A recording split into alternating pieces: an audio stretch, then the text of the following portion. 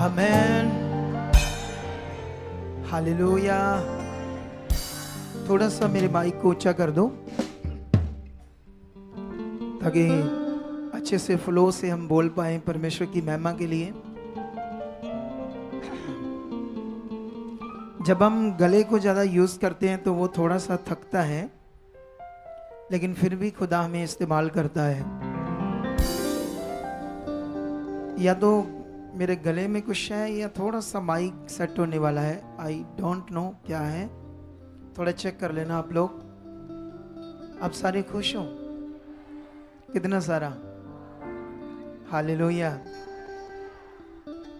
क्योंकि हमारे खुदा ने हमें अपने मुख से बोलकर कहा है, मैं तुम्हारे साथ हूं और तुम किसी भी बात की क्या ना करो, चिंता ना करो, है ना। कहां से आएगा, कहां से पिएंगे, कहां से क्या होगा, किसी भी बात की चिंता नहीं करनी हमने। कुछ भी हमारे सामने हो, चाहे हालात मुश्किल, अपना भरोसा किस पर बना के रखना है? परमेश्वर के ऊपर। हम उत्पत्ति से लेकर अगर प्रकाश की पोथी तक वचन पढ़ते हैं तो बाइबल हमें एक चीज पर सबसे तगड़ा विषय बताता है, वो है परमेश्वर पर भरोसा। हालेलुया। कितने लोगों को समझ आती है? अच्छा, परमेश्वर पर भरोसा रखना कहते किसको है? चलो ये सारी बातें, आज बहुत कुछ लेट हो गए, खाना बड़ा था, तुम्हें बहुत कुछ खाना था आज मुझे। हालेलुया। लेकिन मैं थोड़ा लेट हो गया कई कारणों के कारण, लेकिन फिर भी परमेश्वर इस्तेमाल करेगा आपकी उन्नति के लिए। हालेलुया। तो इसीलिए आप सबको जय मसीह की, प्रेज द लॉर्ड एंड शलोम। आप सब लोग बड़े विश्वास से बैठ जाओ और आत्मा में खड़े और तैयार रहो सुनने और सीखने के लिए और बहुत ज़्यादा आगे बढ़ने के लिए। ठीक है, बैठा दो इन्हें। ठीक है, हालेलुया। कितना जीना चाहते हो आप परमेश्वर के लिए, बताओ मुझे। बहुत ज़्यादा। गुड।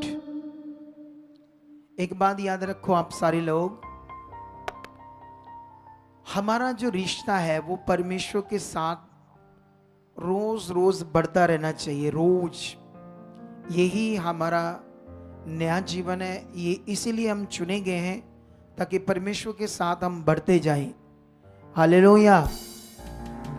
तो आज बहुत कुछ हम सीखने वाले हैं, तो इसलिए सबसे पहले आप आंखें बंद करो, प्रार्थना करो और परमेश्वर से मांगो कि परमेश्वर हम जो कुछ सीखें, सुनिए तेरे वचन से, तेरे कलाम से, वो सब हमें समझ आए, हमारी हृदयों में बैठे, हम तेरे वचन पर चलें, तेरी इच्छा में चलें, जैसा आप चाहते हो वैसा करें और तेरी इच्छा से कभी बाहर ना जाए।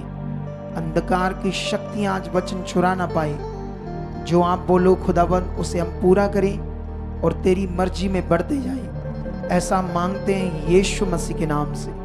ऐसा हो चुका है। आमीन। ऊंचा बोलो। आदत डालो, आदत, अपने आप को आदत डालो सब चीज़ों में बोलने की, ध्यान देने की, बातें करने की, ताकि हम बढ़ते जाएं।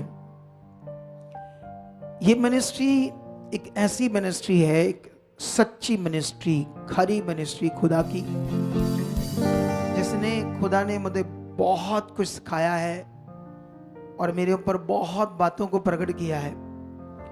इतना कुछ सिखाया, इतना कुछ परमेश्वर ने बताया मुझे, लेकिन फिर भी मैं जानता हूं कि जो आज हम प्रचार कर रहे हैं, है ना, सही शिक्षा का, सही ज्ञान का, सही विश्वास का। आप एक बात जानते हो, जैसे आज एक लड़की को मौका मिला ना, जैसे अभी ये एक ही मिनिस्ट्री है जैसे जहां पर एक बड़े प्लेटफॉर्म के ऊपर, ये छोटा मोटा प्लेटफॉर्म नहीं है, एक बड़ी मिनिस्ट्री है, आप याद रखो। ठीक है, तो इस एक बड़ी मिनिस्ट्री के इस पुलपट के सामने लोगों को मौका मिले तो ये परमेश्वर की इच्छा है बड़ी। ऐसा होता नहीं है कि मिनिस्ट्री के बड़े, किसी बड़ी मिनिस्ट्री के बड़े चैनल पर लोगों को ऐसा मौका दिया जाए कि वो कुछ बोलें अपने एक्सपीरियंस। सबने अच्छा बोला है ना, सब अच्छा बोल रहे थे आत्मा से, मैंने सबका सुना। सोचो, ऐसा नहीं मैंने सुना नहीं, लेकिन एक लड़की का मैंने सुना जो बोल रही थी कि मुझे मौका मिल गया यहाँ बोलने का, तो मैं चर्च भी जाती थी लेकिन मेरे अंदर कई प्रकार के थॉट्स थे। हो सकता क्रिश्चियनिटी को लेकर, हो सकता, मतलब उसने बताया तो नहीं, लेकिन उसने एक चीज़ बड़ी अच्छी बताई अपनी सब बातों में। सब बातें उसने अच्छी की। एक बड़ी अच्छी बात उसने कही कि हमारे जो हालात थे उसका कारण हम खुद थे। ऐसा नहीं हम किसी सेवक पर दोष लगाएं। मुझे ये पॉइंट उसका बड़ा अच्छा लगा और ये सचमुच ऐसा ही होता है। सुनो इधर देखो, जब आप प्रार्थना करते हो एक बात सीख लो आप लोग। उसने कहा ये नहीं कि हम अपोस्टल जी पर दोष लगाएं, मुझ पर, है ना, हमारा खुद का, है ना, जो विषय है अपने जीवन को, उन्होंने कहा हम आगे पीछे हो सकते, हमारे विश्वास में कमी हो सकती है, हम किसी बात से आगे पीछे हो सकते हैं, तो हम तो इस इतने कुछ है ही नहीं कि उन पर दोष लगा सकें। तो ये एक बड़ा पॉइंट था जो उसने ऐसे बोला। सुनो तो देखो, एक चीज याद रखो आप लोग, जब हमारा दिल अच्छा है, जब हम परमेश्वर की खोज में हैं, तो वो तुम्हें वहां ले जाएगा जहां उसकी सही इच्छा पूरी होगी। ये बात याद रखो। हालेलुया। अगर तुम्हारा दिल अच्छा है, तुम उसकी खोज में हो, तुम सही से उसे जानना चाहते हो, सही से समझना चाहते हो और उसकी इच्छा पूरा करना चाहते हो, तो परमेश्वर तुम्हें निश्चय वहां ले जाएगा यहां चीज जहां ऐसी बात हो। क्योंकि इस मिनिस्ट्री में कभी भी तुम्हारे जीवन को विरोधता से नहीं मैं भरूंगा।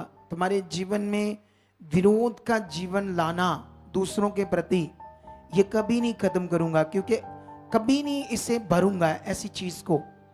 क्योंकि अगर मैं ऐसा करता हूं तो मेरी हार है, मेरी जीत नहीं है। क्योंकि फिर यीशु मसीह की कुर्बानी व्यर्थ है। अगर तुम शरीर में रहे, तुम शरीर का जीवन छोड़कर अगर आत्मिक जिंदगी नहीं जिए, तो समझ लेना मेरी एक बड़ी हार है और शैतान की एक बड़ी जीत है। क्योंकि तुम हमेशा शरीर में रह गए, विरोध का आत्मा तुम्हारे अंदर काम करने लगा, तुम हमेशा उन बातों से खुश होने लगे जो शैतान की बातें है ना। अगर मैं तुम्हें विरोध करना सिखाऊं, लड़ना झगड़ना, ऐसी चीज है ना, मैंने अपनी शिक्षा के साथ साथ जो बेस्ट शिक्षा है हमारी, तुम्हें आत्मा में चलना सिखाया, तुम्हें शरीर की बातों से दूर रहना सिखाया, विरोध करना, इन बातों से बाहर रहना सिखाया। मैं जानता हूं उन बातों से तुम्हारी जिंदगी बड़ी बर्बाद हो जाएगी, वेस्ट हो जाएगी, लेकिन एक टाइम में नहीं होगा। एक टाइम में सबको ठीक लगेगा जब मैं तुम्हें विरोध करना सिखाऊंगा या खुद विरोध करूंगा। एक टाइम में तुम्हें लगेगा कि सब ठीक है, लेकिन एक टाइम आएगा जब बुरा हाल हो जाएगा। ये बाइबल का ज्ञान है जो मैं तुम्हें समझा रहा हूं। तो इसलिए आप लोगों ने आज जो कुछ सीखना है उसको बड़े दिल से सीखना, बड़े ध्यान से, क्योंकि मुझे तुम्हें बहुत बढ़ाना है आत्मिक जिंदगी में, यीशु के स्वभाव में, आत्मा के गुणों में। और यही असल वो जीवन है जिसके लिए अदर अदर दुनिया, अदर अदर धर्म के लोग, कोई जंगलों में जाकर बैठ रहा है, कोई कितनी भक्ति कर रहा है, कोई नाम शब्द का जाप कर रहा है। जानते क्यों ऐसे कर रहे हैं वो लोग?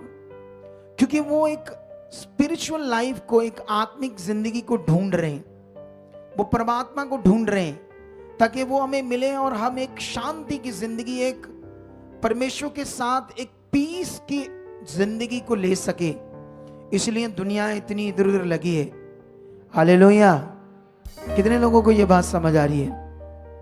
और वो जिंदगी ना तो जंगलों में मिलेगी, ना किसी नाम शब्द की भक्ति करने से मिलेगी। वो जिंदगी मिलेगी प्रैक्टिकल से, परमेश्वर के साथ। हालेलुया। क्या चीज? जैसे मान लो कोई बंदा मुझे गालियां दे रहा है, मान लो मुझे या यीशु को गालियां दे रहा है कोई बंदा।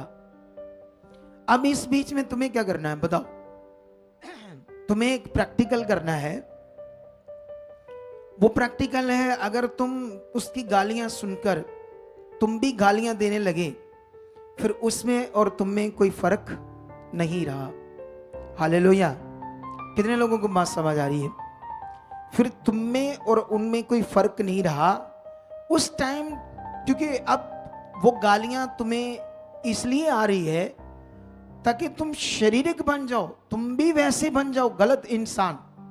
उस समय तुम्हें प्रैक्टिकल करना है, परमेश्वर ये हमारे लिए नहीं है गालियां, हम तेरे चुने हुए, इनका न्याय आपने करना, इनको क्षमा आपने करना है। हम तो आपके बच्चे, हम तो आपके साथ बढ़ेंगे, हम तो आपका काम करेंगे, हम तो आपकी रूहें बचाएंगे। ये काम आपको करना है। कितने लोगों को समझ आ रही है? अब ये टीचिंग, ये ज्ञान तुम्हें उस अनुभव को कराएगा जो दुनिया सालों से, हजारों सालों से खुदा को, परमात्मा को ढूंढ रही है, लेकिन उसका अनुभव नहीं कर पाए, लेकिन तुम कर पाओगे 100%। हालेलुया। कितने लोगों को समझ आ रही है? चमत्कार हम इस मिनिस्ट्री में, सामर्थ को प्रकट करना इस मिनिस्ट्री में सबसे ज्यादा दिखाएंगे दुनिया को, और सबसे ज्यादा चमत्कार इसी से होने, इस मन से, इस आत्मिक मन से। हालेलुया। मेरे कपड़े कैसे लग रहे हैं आज आपको? है मैं जानबूझकर ऐसे कपड़े पहनकर आया हूं, जैसे नॉर्मल कपड़े होते हैं ना नॉर्मल इंसान के, ताकि हम दुनिया को दिखाना है कि कोई हमें कपड़ों से जज ना करे, कोई हमको बाहरी रूप से जज ना करे, हमारे गुणों से जज करे। हालेलुया। आप जानते हो, अगर मेरा बाहरी रूप कुछ और है तो मेरे शब्दों से पता चलेगा कि मेरा बाहरी रूप क्या है और मेरा अंदर का रूप क्या है। लेकिन मेरा बाहरी रूप तो सिंपल है, लेकिन जो मेरे अंदर है वो प्यार है सबके लिए। और ये प्यार बाइबल में लिखा, पवित्र आत्मा के द्वारा तुम्हारे अंदर परमेश्वर का प्रेम डाला गया है। अगर पवित्र आत्मा के द्वारा तुम्हारे अंदर परमेश्वर ने अपना प्रेम डाला है तो वो प्रेम बाहर आएगा। अगर वो पवित्र आत्मा के द्वारा परमेश्वर ने तुम्हारे अंदर वो प्रेम नहीं डाला तो सड़ाहट, कुड़कड़ाहट, विरोध, गुस्सा, क्रोध बाहर आएगा। और ये चीज आत्मा की नहीं, हॉली स्पिरिट की नहीं। बाइबल को पढ़ो, चेक करो, तुम्हें सब बातें समझ आएगी। आप जानते हो आज मैं बड़ी सारी बातें सिखाऊंगा। आज मैं कुछ ऐसे वचनों को पढ़ाऊंगा जिनके ना लोग वचनों के मतलब गलत सिखाते हैं। कुछ सेवक लोग भी खुद को नहीं बेचारों को पता कि बाइबल के वचन क्या है, और खुद अपने आप को सेवक समझते हैं। तो इसीलिए वो क्या कहते हैं, जब बाइबल पढ़ते हैं तो कलीसिया का नुकसान करते हैं। तो इसीलिए आज की मीटिंग ये बड़ी इम्पोर्टेंट है। तो मैं विश्वास करता हूँ इस मीटिंग के बहुत सारे पॉइंट्स आप अपनी ज़िंदगी में पूरा करोगे, और इसके पॉइंट, इस मीटिंग को बड़ा शेयर करोगे, ताकि ये मीटिंग बहुत सारे लोग देखें और बड़ी उन्नति पाए। हालेलुया। तो वचन तो स्टार्ट ही है। वचन तो हम किसी की गवाही भी बोलेंगे तो वो भी क्या है, स्टार्ट है। हालेलुया। तो इसीलिए आइए हम बाइबल से भी कुछ बातों को सीखेंगे। आप जानते हो बाइबल में आपको एक सबसे कीमती चीज को पकड़ना होगा, वो है आपका पुराना जीवन और नया जीवन। कितने लोगों को बात समझ आ रही है आज? ये बहुत ज्यादा कीमती विषय है, हमारा पुराना जीवन और शारीरिक जीवन। आप जानते हो यीशु मसीह जब पृथ्वी पर आए तो मनुष्य बनकर, है ना, खुदा मनुष्य बनकर पृथ्वी पर आया, है ना, अपने पवित्र जन्म लिया उसने। हमारी तरह पाप का जन्म मम्मी डैडी से नहीं वो जन्मे, है ना। तो जब उन्होंने ये जन्म लिया तो क्यों लिया, जानते क्यों? क्योंकि जो हमारा पुराना जन्म है शारीरिक, जो जिसको मौत आनी थी, हमारी रूह को भी मौत आनी थी और पृथ्वी ऊपर भी हमारा जीवन नष्ट होना था, उस जीवन को बचाने के लिए यीशु मसीह ने मनुष्य का जीवन धारण किया। और वचन में लिखा दास का रूप धारण किया, शून्य बन गया, जीरो बन गया, ताकि इतनी उसने आज्ञाकारिता की कि उसने सब कुछ का मालिक होकर भी अपने आप को दीन किया ना। हालेलुया। यीशु मसीह तो सब कुछ का मालिक था। तो ये यीशु मसीह से बातें कर रहे थे लोग, विरोध कर रहे थे बहुत ज्यादा। वो चाहता तो उसी समय उन्हें नष्ट कर सकता था, लेकिन उनको नष्ट करने से उनकी रूह ना बचती, उनको नष्ट करने से कोई फायदा नहीं था।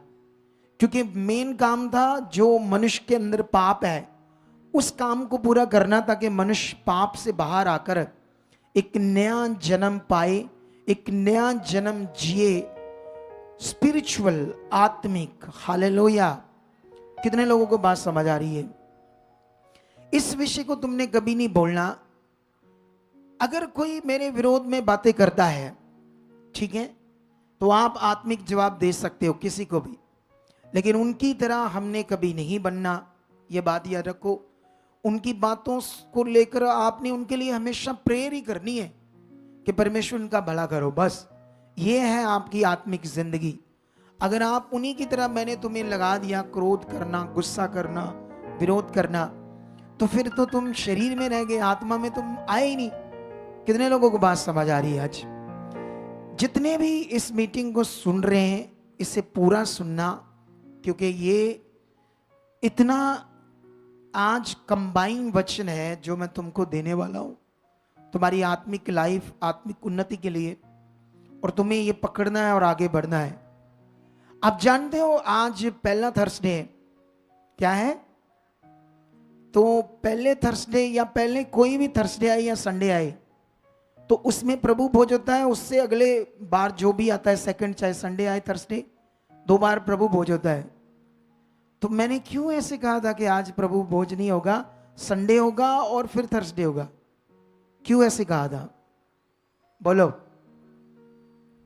जानते क्यों? क्योंकि मैं अवेलेबल नहीं था इस सप्ताह अपने अमृतसर में। मैं आउट ऑफ स्टेट था, मुझे जाना था, इसलिए मैंने बोला था। सुनो इधर देखो ध्यान से। मैं 7 सालों से कभी गया नहीं बाहर। मैं बड़ी इच्छा से गया, लेकिन अभी कश्मीर जाने वाला था अपनी फैमिली से। अभी आधे रास्ते में था तो कोई रुकना पड़ा, पुलिस ने रोक दिया कि आगे नहीं जा सकते, सुबह जाओ। लेकिन कुछ ऐसा इंसिडेंट हुआ, कुछ ऐसा घटा, या कुछ ऐसी आत्मा की बातें सामने आई और जिनसे मुझे वापस आना बड़ा जरूरी था। हालेलुया।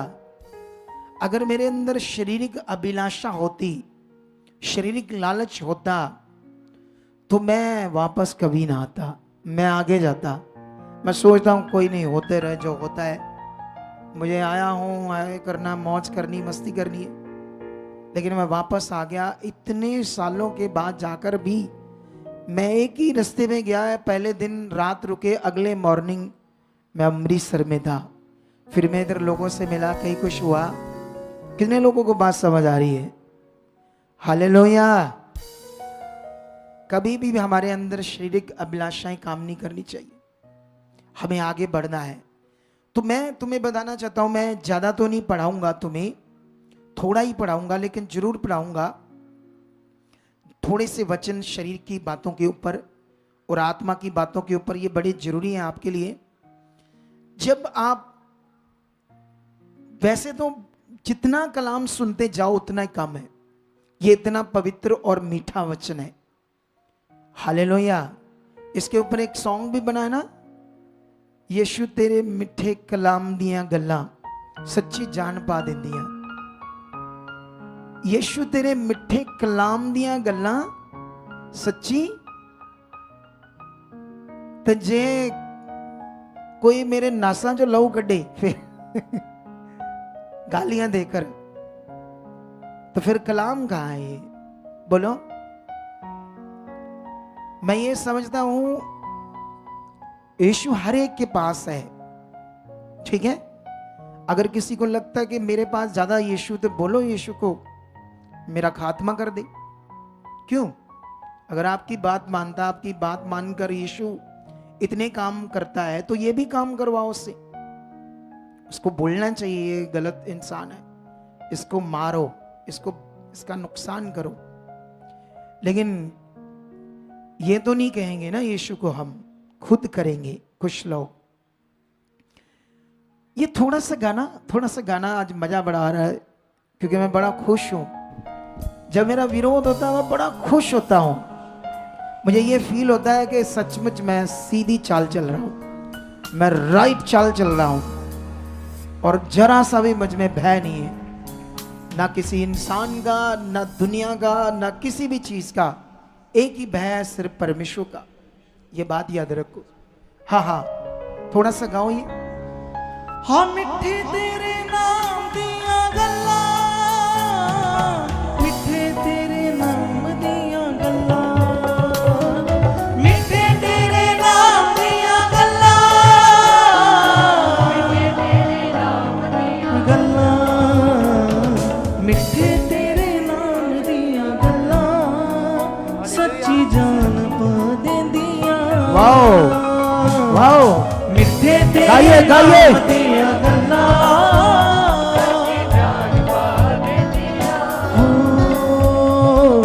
तेरे कलाम दिया गल्ला, सच्ची जान पा देंदिया, तेरे कलाम दिया गल्ला, सच्ची जान पा देंदिया। हाँ मिठे तेरे नाम दिया गल्ला, मिठे तेरे नाम दिया गल्ला, मिठे तेरे नाम दिया गल्ला,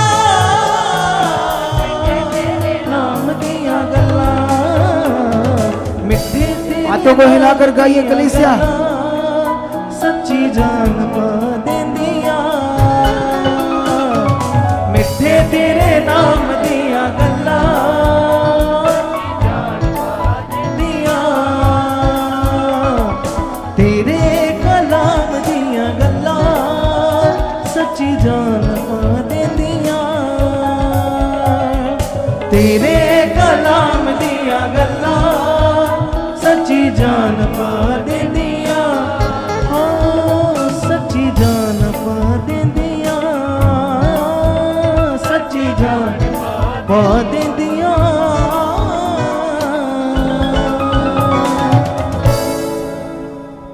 ये पाएंगे आपके अंदर जान, उसके कलाम की बातें। कितने लोगों को बात समझ आ रही है? आप जानते हो जितना आप यीशु की, प्रभु की, परमेश्वर की इच्छा में बढ़ोगे, उतना बदलते जाओगे, तुम्हारा स्वभाव बदलता जाएगा। तुम क्षमा करने वाले, दया करने वाले, प्रेम करने वाले बनोगे। ये है यीशु का जीवन, ये है आत्मिक जीवन। अगर तुम्हारे अंदर ये नहीं है तो तुम खाली हो, ठनठनाता हुआ पीतल और झनझनाती हुई झांझ, खाली बर्तन जो बाहर से दिखने में तो अच्छा है लेकिन अंदर से क्या है? खाली है। अगर हमें ये बात समझ नहीं आई तो इसीलिए हम रोमियो में जाते हैं, रोमियो 8:2 से पढ़ते हैं। क्या लिखा? इसको 8 तक लगातार पढ़ते हैं। क्योंकि जीवन की आत्मा की व्यवस्था ने मसीह यीशु में मुझे पाप की और मृत्यु की व्यवस्था से स्वतंत्र कर दिया। क्योंकि जो काम व्यवस्था शरीर के कारण दुर्बल होकर ना कर सकी, उसको परमेश्वर ने किया, अर्थात अपने ही पुत्र को पाप में शरीर की समानता में और पाप बलि होने के लिए भेजकर शरीर में पाप पर दंड की आज्ञा दी। ये वचन पढ़ने के बाद थोड़े गहरे हैं, मैं आसान करके तुम्हें समझाता हूं ताकि तुम्हें समझ आए ये मैं क्या पढ़ रहा हूं। सुनो तो देखो, वचन में लिखा पूरी दुनिया के मनुष्य जो नहीं कर सकते थे और किसी भी प्रकार की व्यवस्था, है ना, जैसे मान लो लोग नंगे पांव चलते हैं, है ना, बहुत लंबी यात्रा करते हैं ताकि हमारा भला हो, ठीक है, या कुछ ऐसे कर्म करते हैं जो बुरे नहीं है, अच्छे हैं, जैसे लोगों को खाना खिलाना, है ना, नंगों को कपड़े बांटना, ये अच्छा काम है, ये भी गिना जाएगा परमेश्वर के घर में जब न्याय होगा। लेकिन याद रखना, बाइबल ये कहती इन कामों से भी तुम पाप से बाहर नहीं आ सकते हो, तुम पाप के जीवन से बदल नहीं सकते हो। ये बड़ा गहरा विषय है। अगर मैं इस विषय पर आज सारी बात करूंगा तो याद रखना फिर मेरा पूरा टॉपिक जो है, आज कुछ बातें आगे जाकर मेल करनी है, फिर मैं वो नहीं कर पाऊंगा। लेकिन आई होप मैं इसको आने वाले दिनों में तुम्हें और बताऊंगा, ठीक है, ताकि तुम बहुत स्ट्रॉन्ग बलीवर बनो, कमजोर ना बनो। तुम इन टीचिंग्स को सीख सकते हो, पकड़ सकते हो, अच्छे से दोबारा सुन सकते हो परमेश्वर का वचन, क्योंकि एक ही मौका मिला है हमें हम जब चुने गए, हम तैयार हो, हम पापी जीवन से, शरीर के जीवन से बदलकर एक आत्मिक जिंदगी जिए। कितने लोगों को बात समझ आ रही? तो इसीलिए इन बातों को आपने ध्यान देना है। बाइबल ये कहती है कि व्यवस्था मनुष्य को कभी भी पाप से मुक्त नहीं कर सकती थी, क्योंकि वो दुर्बल थी। मनुष्यों का अपना तरीका, मनुष्यों के अपने तरीके दुर्बल है, कमजोर है। वो किसी को भी मुक्त नहीं करा सकते पाप से, और जीवन में प्रवेश नहीं करा सकते। इसलिए ये काम किसने किया? परमेश्वर ने किया। ऐसा लिखा है, जो व्यवस्था, मनुष्य के प्रबंध, अपने प्रबंध या पुराने नियम का प्रबंध दुर्बल होकर वो काम नहीं कर सकता था जीवन पाने का, या मनुष्य के पाप से बाहर आकर धर्मी ठहरने का, या एक आत्मिक जिंदगी को पाने का काम नहीं कर सकता। उसको परमेश्वर ने किया कि उसने अपने पुत्र को क्या किया? पाप की और मृत्यु की व्यवस्था से स्वतंत्र कर दिया, क्योंकि जो काम शरीर के कारण दुर्बल होकर ना कर सकी, उसको परमेश्वर ने किया, अर्थात अपने पुत्र को पाप में, शरीर की समानता में और पाप बलि होने के लिए भेजकर शरीर पर दंड की आज्ञा दी। सोचो, जो दंड की आज्ञा हमें मिलनी थी वो परमेश्वर ने अपने पुत्र पर दी। ये प्रेम है परमेश्वर का सारी इंसान जाति के लिए, जिसका प्रचार हम करते हैं, तुम करते हो, सुसमाचार देते हो, परमेश्वर के प्रेम का। हालेलुया। किस चीज का? सबसे बड़ा विषय है परमेश्वर के प्रेम का प्रचार, के उसने तुमसे प्रेम किया। लेकिन आजकल प्रचार तो बड़े अलग अलग हो रहे हैं, कोई कुछ कह रहा है, कोई कुछ कह रहा है ना। सुसमाचार को छोड़ दिया और कुछ और बातें शुरू होगी। कितनों को बात समझ आ रही है? लेकिन यहां पर हम और आगे बढ़ते, क्या लिखा? इसलिए 4 में लिखा, इसलिए कि व्यवस्था की विधि हमें जो शरीर के अनुसार नहीं वरन आत्मा के अनुसार चलते हैं पूरी की जाए, क्योंकि शारीरिक व्यक्ति शरीर की बातों पर मन लगाते हैं, परंतु आध्यात्मिक आत्मा की बातों पर मन लगाते हैं। ये बात याद रखना, जो शारीरिक है वो शरीर की बातों पर मन लगाएंगे, जो आध्यात्मिक है वो आत्मा की बातों पर मन लगाएंगे। आप जानते हो, अगर आत्मा की बातों को चेक करो बाइबल में, तो सबसे बड़ा उसका पहला फल आएगा प्रेम, दूसरा फल आएगा दया, तीसरा फल आएगा क्षमा, नम्रता, दीनता, अधीनता। ऐसे बहुत सारे फल अगर हम आत्मा में मन लगाएंगे तो ये फल हमारी जिंदगी में होंगे। अगर हम शरीर पर मन लगाएं, गुस्सा, क्रोध, विरोध, ईर्ष्या, नफरत, झूठी गवाही, ये सब हमारे जीवन में फल आ जाएंगे। लेकिन वो जो शरीर की बातें, वो हमारा नाश है, वो आत्मिक जिंदगी नहीं है, वो पाप के गुण है, वो शैतान के गुण है, जो हमारे अंदर पहले काम करते थे जब हम यीशु में नहीं थे। अगर हम यीशु में भी आकर हमारे अंदर ये गुण काम करते हैं तो इसका मतलब साफ है, यीशु का जीवन तुम्हारे अंदर नहीं है, पवित्र आत्मा तुम्हारे अंदर काम नहीं कर रहा। आज भी हम शारीरिक हैं, ये बात सीख लो। लेकिन आगे पढ़ते हैं हम, क्या लिखा? शरीर पर मन लगाना तो मृत्यु है, परंतु आत्मा पर मन लगाना जीवन और शांति है, क्योंकि जो शरीर पर मन लगाते हैं वे परमेश्वर से बैर रखते हैं। हालेलुया। कितने लोगों को बात समझ आई? मान लो तुम यहां आते हो, मुझसे उत्साहित होकर तुमने परमेश्वर के घर के लिए, भवन के लिए, 25 दिसंबर के लिए, लंगर के लिए काफी बीज बोया, मान लो 50,000 बोया। फिर तुम्हें लगा चर्च बन रहा है, बड़ी चर्च बन रही है, तुमने मान लो 1 लाख बोया। कल को तुम्हें किसी ने तोड़ दिया, मेरा विरोध करके तुम हट गई, और उसके बाद तुम क्या कर रहे हो? मेरा विरोध कर रहे हो। बोया तुमने पहले परमेश्वर के लिए, लेकिन बाद में तुम उसी पैसे को बोल रहे हो मैंने ये किया, वहां गया, मैंने बोया, ये किया। क्या है ये आत्मिक जिंदगी? बोलो। बाइबल तो हमें यह भी कहती है कि किसी को तुम भला करते हो ना, उसको भी उलाहना ना देना। बोलो। किसी मनुष्य के अगर तुमने भला किया ना, तो ऐसा नहीं बाद में ओ मैं कितना गंदा ये वो, मैं ਇਹਦੇ ਨਾਲ आप लाई की थी, ओ की थी, ये की था। कमाल हो गई। बाइबल ये कहती है अगर तुम किसी मनुष्य के साथ भी भला करो तो वो जिताओ मत, उलाहना मत दो, नहीं तो उसका कोई फल तुम्हें नहीं मिलेगा। अगर तुम परमेश्वर के लिए कभी 10, 20, 30, 50,000 कुछ करते हो सेवा के लिए, उसके काम के लिए, और बाद में यहां से टूट जाते हो, शैतानी बंदे तुम्हें तोड़ देते हैं यहां से, और उसके बाद उनके पीछे लगकर मेरा विरोध या तुम ऐसी चीजें बोलते हो गलत, तो क्या तुम्हारे बोए हुए का फल खुदा देगा? ये लिखा है उनके लिए जो ऐसा करेंगे। उनके लिए लिखा है जो शरीर पर मन लगाते हैं वो परमेश्वर से बैर रखते हैं। अगर तुम ऐसा करोगे तो परमेश्वर से बैर रखोगे। तुम शरीर की चीजें करते हो, खुदा की इच्छा पूरी नहीं करते। और आगे हम पढ़ते हैं और क्या लिखा है, क्योंकि ना तो परमेश्वर की व्यवस्था के अधीन है और ना हो सकता है। और 8 में लिखा जो शारीरिक दशा में है वह परमेश्वर को कभी खुश नहीं कर सकता। जो झगड़े करते हैं, क्लेश करते हैं, जो विरोध करते हैं, ईर्ष्या करते हैं, नफरत करते हैं, याद रखना वो शारीरिक दशा में है, वो आत्मिक दशा में नहीं है। मनुष्य इतना बड़ा नहीं हो गया कि खुद न्याय करेगा।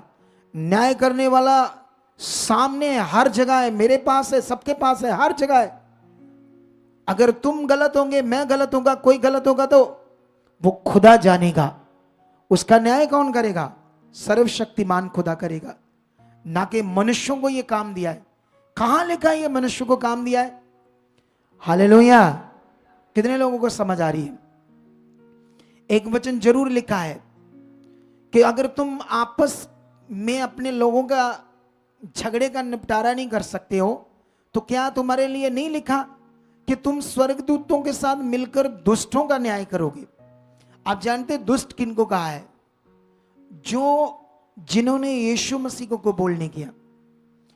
दुष्ट लोग जो यीशु के, परमेश्वर के राज्य के विरोध में लोगों को भटका रहे, उनको कहा है दुष्ट। जो व्यभिचारी हैं, बलात्कारी हैं, जो मर्डर करने वाले हैं, ना टेररिस्ट है, ऐसे लोगों को परमेश्वर तो उनको भी बचाना चाहता है। लेकिन उनकी बात हुई है, यीशु मसीह में चलने वालों की बात नहीं। ऐसा नहीं कल कर कोई उठकर ये वचन को पकड़े और शेयर करे, जिनको बुद्धि तो है नहीं वचन की, लेकिन किसी भी वचन को तोड़ मरोड़ कर बात करेंगे। बाइबल में लिखा जिसने यीशु मसीह को ग्रहण किया वो धर्मी है।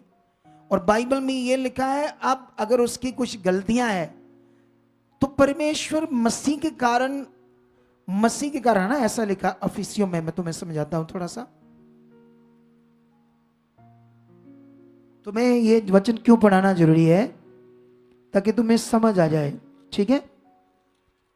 ये देखो अफिसियों 1:4 में लिखा जैसा उसने हमें जगत की उत्पत्ति से पहले यीशु में चुन लिया कि हम परमेश्वर के निकट प्रेम में पवित्र और निर्दोष हो।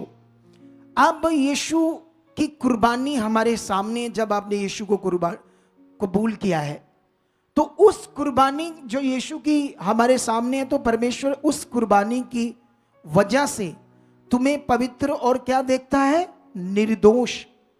अगर तुम गुनाह करोगे, गलतियां करोगे, तो उसका फल तुम खुद भोगोगे। लेकिन परमेश्वर तुम्हारी गलतियों गुनाहों को नहीं देखता, वो तुम्हें निर्दोष देखता है। जब तुमने यीशु को ग्रहण किया, ये सबसे बड़ा परमेश्वर को खुश करने वाला विषय होता है जब आप संसार को छोड़कर यीशु मसीह में चलते हो और यीशु को ग्रहण करते हो, ये परमेश्वर लिए बड़ा कीमती है। इस विषय के लिए स्वर्गदूत भी खुशी बनाते हैं। जब पृथ्वी पर एक जन यीशु को ग्रहण करता है तो परमेश्वर भी उसको यीशु की कुर्बानी के कारण निर्दोष देखता है। जब परमेश्वर निर्दोष देखता है तो दूसरे मनुष्यों को क्या अधिकार है, कौन सी अथॉरिटी और वर्ड में लिखा है कि तुम किसी को जज करो या तुम उसको गंदी नजर से, बुरी नजर से, चोर की नजर से, क्या क्या है ना, जो भी मनुष्यों का सोच हो सकती है। देखो कितने लोगों को बात समझ आ रही है। हालेलुया। और ये वर्ड तुम्हारे लिए है। तुमने कभी भी किसी को इस नजर से नहीं देखना। अगर तुम्हारे सामने कुछ गलत करने वाले लोग आ जाएं तो उनके लिए प्रेयर करो, ये तुम्हारा आत्मिक जीवन होगा। अगर तुम उनका विरोध करो, उनकी चुगली करो, निंदा करो, विरोध करो, तो तुम्हारा ये शारीरिक जीवन होगा। एकदम तुम शैतान से फाड़े जाओगे। शैतान तुम्हें फलने देगा पाप में, क्योंकि तुम बड़ा अच्छा काम कर रहे हो, परमेश्वर के राज्य में गड़बड़ कर रहे हो। लेकिन एक दिन आएगा जब शैतान फाड़ेगा शरीर के कारण। इन वचनों को आपने हमेशा याद रखना है। और बाइबल में लिखा 9 में, परंतु जबकि परमेश्वर का आत्मा तुम में बसता है तो तुम शारीरिक दशा में नहीं परंतु आत्मिक दशा में हो। ये सीख लो। जब हमारे अंदर क्रोध विरोध की बातें आ जाएगी, ईर्ष्या, नफरत, लालच, झूठ, उस वक्त आप उसका आत्मा से नहीं चल रहे। तुम शारीरिक दशा में हो, आत्मिक दशा में नहीं हो। और आगे लिखा 10 में, यदि मसीह तुम में है तो देह पाप के कारण मरी हुई है परंतु आत्मा धार्मिकता के कारण जीवित है। जो तुम उसकी धार्मिकता करते हो, ये जो मैं ज्ञान तुम्हें दे रहा हूं, ये धार्मिक जीवन जीने का ज्ञान दे रहा हूं। यहां धर्म शब्द लिखा है, लेकिन इसको इंग्लिश में पढ़ोगे तो राइचियसनेस लिखा है। धार्मिक जीवन क्या लिखा है इसको? तुम जो धार्मिक जीवन के कारण जीवित हो, तुम धार्मिक जीवन, अगर तुम में गुस्सा, क्रोध, ईर्ष्या, नफरत भरी है तो कहां है ये धार्मिक जीवन? यीशु मसीह का गुस्सा और मनुष्य के गुस्से में बहुत फर्क है। ये सीखना होगा हमें। यीशु के अंदर भी गुस्सा देखोगे तुम, कुछ थोड़ा बहुत बाइबल में लिखा हुआ है, लेकिन वो गुस्से में और मनुष्य के गुस्से में बड़ा अंतर है। और आगे बढ़ते क्या लिखा? 11 में लिखा, यदि उसी का आत्मा जिसने यीशु को मरे हुओं में जलाया है तो तुम में बसा हुआ है, तो तुम जिसने मसीह को मरे हुओं में से जलाया, ये तुम्हारी नश्वर देहों को भी अपने आत्मा के द्वारा जो तुम में बसा हुआ जलाएगा। लेकिन 12 और 13 वचन बड़ा इंपॉर्टेंट है। 14वीं, इसलिए है भाइयों, हम शरीर के कर्जदार नहीं कि शरीर के अनुसार दिन काटें, क्योंकि यदि तुम शरीर के अनुसार दिन काटोगे तो मरोगे, और यदि आत्मा से देह की क्रियाओं को मारोगे तो जीवित रहोगे। हालेलुया। बाइबल ये कहती है, पहले तुम्हारा जीवन शारीरिक था, पाप का गुलाम था, शैतान का गुलाम था, जिसमें तुम्हारे अंदर गुस्सा, क्रोध, नफरत, ईर्ष्या, मतलब शारीरिक जीवन था, जिसमें तुम शैतान की इच्छा पूरी कर रहे थे, चोरी कर रहे थे, गंदे काम कर रहे थे, नशे कर रहे थे, गंदी चीजें कर रहे थे, है ना।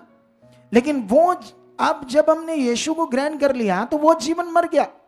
लेकिन अगर वचन में लिखा हम शरीर के कर्जदार नहीं है, अब हम शारीरिक जीवन के कर्जदार नहीं कि उसके अनुसार दिन काटे। बाइबल में लिखा, क्योंकि यदि तुम शरीर के अनुसार दिन काटोगे तो मरोगे। ये बात परमेश्वर कहते हैं। और आगे लिखा, यदि तुम उसके आत्मा से देह की क्रियाओं को मारोगे तो जीवित रहोगे। कैसे मार सकते हैं हम देह की क्रियाओं को? धन्यवाद परमेश्वर, तेरा आत्मा मुझ में काम कर रहा है। धन्यवाद, ये गंदी बातें जो मेरे अंदर आ रही है, ये गुस्सा मेरे अंदर आ रहा है, ये पाप मेरे अंदर आ रहा है, ये विरोध मेरे अंदर आ रहा है, ये आत्मा की जिंदगी नहीं, ये आत्मिक जिंदगी नहीं। इसको कहते हैं आत्मा से देह की क्रियाओं को मारोगे तो जियोगे, नहीं तो नष्ट हो जाओगे, फंस जाओगे एक दिन बुरे हालातों में, एक दिन बुरी परेशानियों में। कितने लोगों को बात ये समझ आ रही है आज? ये बहुत इंपॉर्टेंट है आपके लिए, ये सीखना कि परमेश्वर का वचन क्या कहता है। बाइबल में लिखा, इसलिए कि जितने लोग परमेश्वर के आत्मा के चलाए चलते हैं वही परमेश्वर के पुत्र है और आत्मा के चलाए चलने वाला। ये बात याद रखो, बाइबल का सुंदर ज्ञान तो प्रचार कर सकता है, बाइबल का सुंदर ज्ञान ये दुनिया को सिखा सकता है कि झूठे सेवक खड़े होंगे जिनके अंदर लालच होगा, ऐसी चीजें तो सिखा सकता है, लेकिन उसका नाम लेकर उसकी बदनामी कर कर ये आत्मिक जीवन नहीं होता। सिखा सकता है, कोई भी बाइबल को अच्छी बातें सिखा सकता है, सुंदर बातें, चौकस रहने की, क्योंकि अंत के दिनों में ऐसा होना है। अंत के दिनों में झूठे सेवकों ने खड़ा होना है और चुने हुओं को भरमाना है। चुने हुए अपनी जो सही दिशा खो जाएंगे और उन्हीं की तरह उनके अंदर भी मन आ जाएगा विरोध का, गुस्से का, क्रोध का, ऐसी चीजें वो दिखाने के लिए अपने आप को धार्मिक जीवन दिखाएंगे बाहर से बोलने में, लेकिन उनके शब्द, उनका अंदर जो अंदर है वो समझ आएगा कि वो कैसे हैं। आपको कितनी समझ आ रही है? लेकिन ये सबसे बड़ी जीत है मेरी, अगर मैं तुम्हें शरीर से आत्मा में चलाऊं, अगर मैं तुम्हें किसी भी कलीसिया का विरोध करना ना सिखाऊं, किसी भी सेवक, चाहे थोड़े दिन पहले मेरे पास एक मैटर आया, तरन तारन के पास एक लड़का पास्टर था, उसकी उम्र ज्यादा से ज्यादा 30 साल होगी, उसकी पत्नी थी, शायद एक बच्चा था कि पता नहीं था, मुझे पता नहीं है, 30 साल से भी कम थी, लेकिन अपने आप को प्रॉफिट कहता था और 100 लोग आते थे, 100-150 लोग उसके पास, तो अपने आप को बताता था मैं बड़ा सेवक हूं। लेकिन चलते चलते बुद्धि लगा रहा था, और बुद्धि लगाकर क्या कर रहा था, शैतान की जुक्ति में फंस रहा था। जानते क्या होता है उसके साथ? वो इतना गिर जाता है शारीरिक जीवन में, शैतान उसे गिरा देता है कि जो वर्शिप करने वाली लड़कियां हैं ना, उनको बोलता कि मुझे एक दर्शन आया, अगर तुम मुझसे व्यभिचार करोगी तुम सबसे बड़ी सेवक बनोगी, मेरा मसा तुम में आ जाएगा। सोचो कितना गंदा था। फिर उनसे व्यभिचार किया और एक को लेकर भाग गया अपनी पत्नी को छोड़कर। मेरे सामने मैटर है, लेकिन मैंने आज बात की है, मैंने इसके बारे में कोई बात ही नहीं की। मुझे कोई कहता था उसको सजा देनी है अच्छे से, उसकी घरवाली भी यहां आई थी हमारे पास, कोई लेकर आया था। क्या मैंने सोशल मीडिया पर कोई बात की? कितने गंदे विषय को जानते क्यों नहीं मैंने की? मैंने ना प्रेयर की, मैंने कहा परमेश्वर मुझे तो लोगों को स्ट्रांग करना है, तो मैं तो वचन से भी कर दूंगा, लेकिन ऐसी बातों से तो हमारा समाज जो है, हमारे लोगों के बड़ी बड़ी बदनामी हो जाएगी, है ना, लोगों के सामने। तो मुझे ये बात ज्यादा बोलनी नहीं है, कभी मौका मिलेगा तो मैं बोलूंगा। तो आज मौका मिला, लेकिन कौन है वो, क्या है, मुझे ज्यादा बात करने की जरूरत नहीं। बस तुम्हें ये बात सिखाने की जरूरत है कि ऐसे भी लोग खड़े हो जाएंगे, ऐसे भी बड़े गलत और कई तरह के खड़े हो जाएंगे। इसीलिए तुमने सही सीखना है और परमेश्वर के साथ बढ़ना है, ताकि तुम्हारी रूह बची रहे और तुम स्वर्ग में जाओ। हालेलुया। कितने लोगों को बात समझ आ रही है? आप जानते हो, कई बार हमारे पास कुछ लोग आते हैं सुसमाचार सुनकर, कुछ ऐसे लोग जिनके हालात बड़े होते हैं, जिनके घर में कोई बड़ी बीमारी, कैंसर जैसे कोई बड़ी बीमारी, कोई बड़ा हालात, उस वजह से आते हैं। लेकिन वो आना जब शुरू होते हैं ना, मेरी अच्छी शिक्षा, बेस्ट शिक्षा उन्हें बदल देती है, उनके जीवन को परमेश्वर के साथ वो चलना शुरू हो जाते हैं। मैंने कुछ लोगों को देखा, उनके घर में मान लो किसी माँ का, प्यो का कोई इतना बड़ा हालात था, कैंसर था, वो आए, लेकिन उन्होंने विश्वास नहीं किया, ना अच्छे से चलने में ध्यान दिया। उन्होंने किया, कई बार हमें खुद भी नहीं समझ आती कि इस बीच में कहाँ कमी रह गई है, लेकिन वो बंदा नहीं बचा। लेकिन मैंने देखा वो लोग फिर भी आ रहे हैं, फिर भी। ये मेरी जीत है सही शिक्षा की। हालेलुया। मरना तो उसने तब भी था, क्योंकि जो रोग इतना बढ़ गया था, लेकिन विश्वास से मरा। और क्या कहते हैं उसको, वो जो आ रहा था वो भी आ रहा। मैं बड़ा खुश हूं इससे कि ये है सही टीचिंग, क्योंकि दुनिया में भी तो सब कुछ हो रहा है, मर रहे हैं, सब कुछ हो रहा है, लेकिन वो अपने धर्म में लगे हुए हैं। लेकिन ये तो सच्चाई का रास्ता है, ये जीवन का रास्ता है। कितने लोगों को बात आज समझ आ रही है? हालेलुया। मेरे पास अभी और भी कई सारे वचन है शरीर के ऊपर, और मैं नहीं चाहता कि तुम्हें बहुत सारा भी बताऊं। मेरे हिसाब से इतना बहुत है।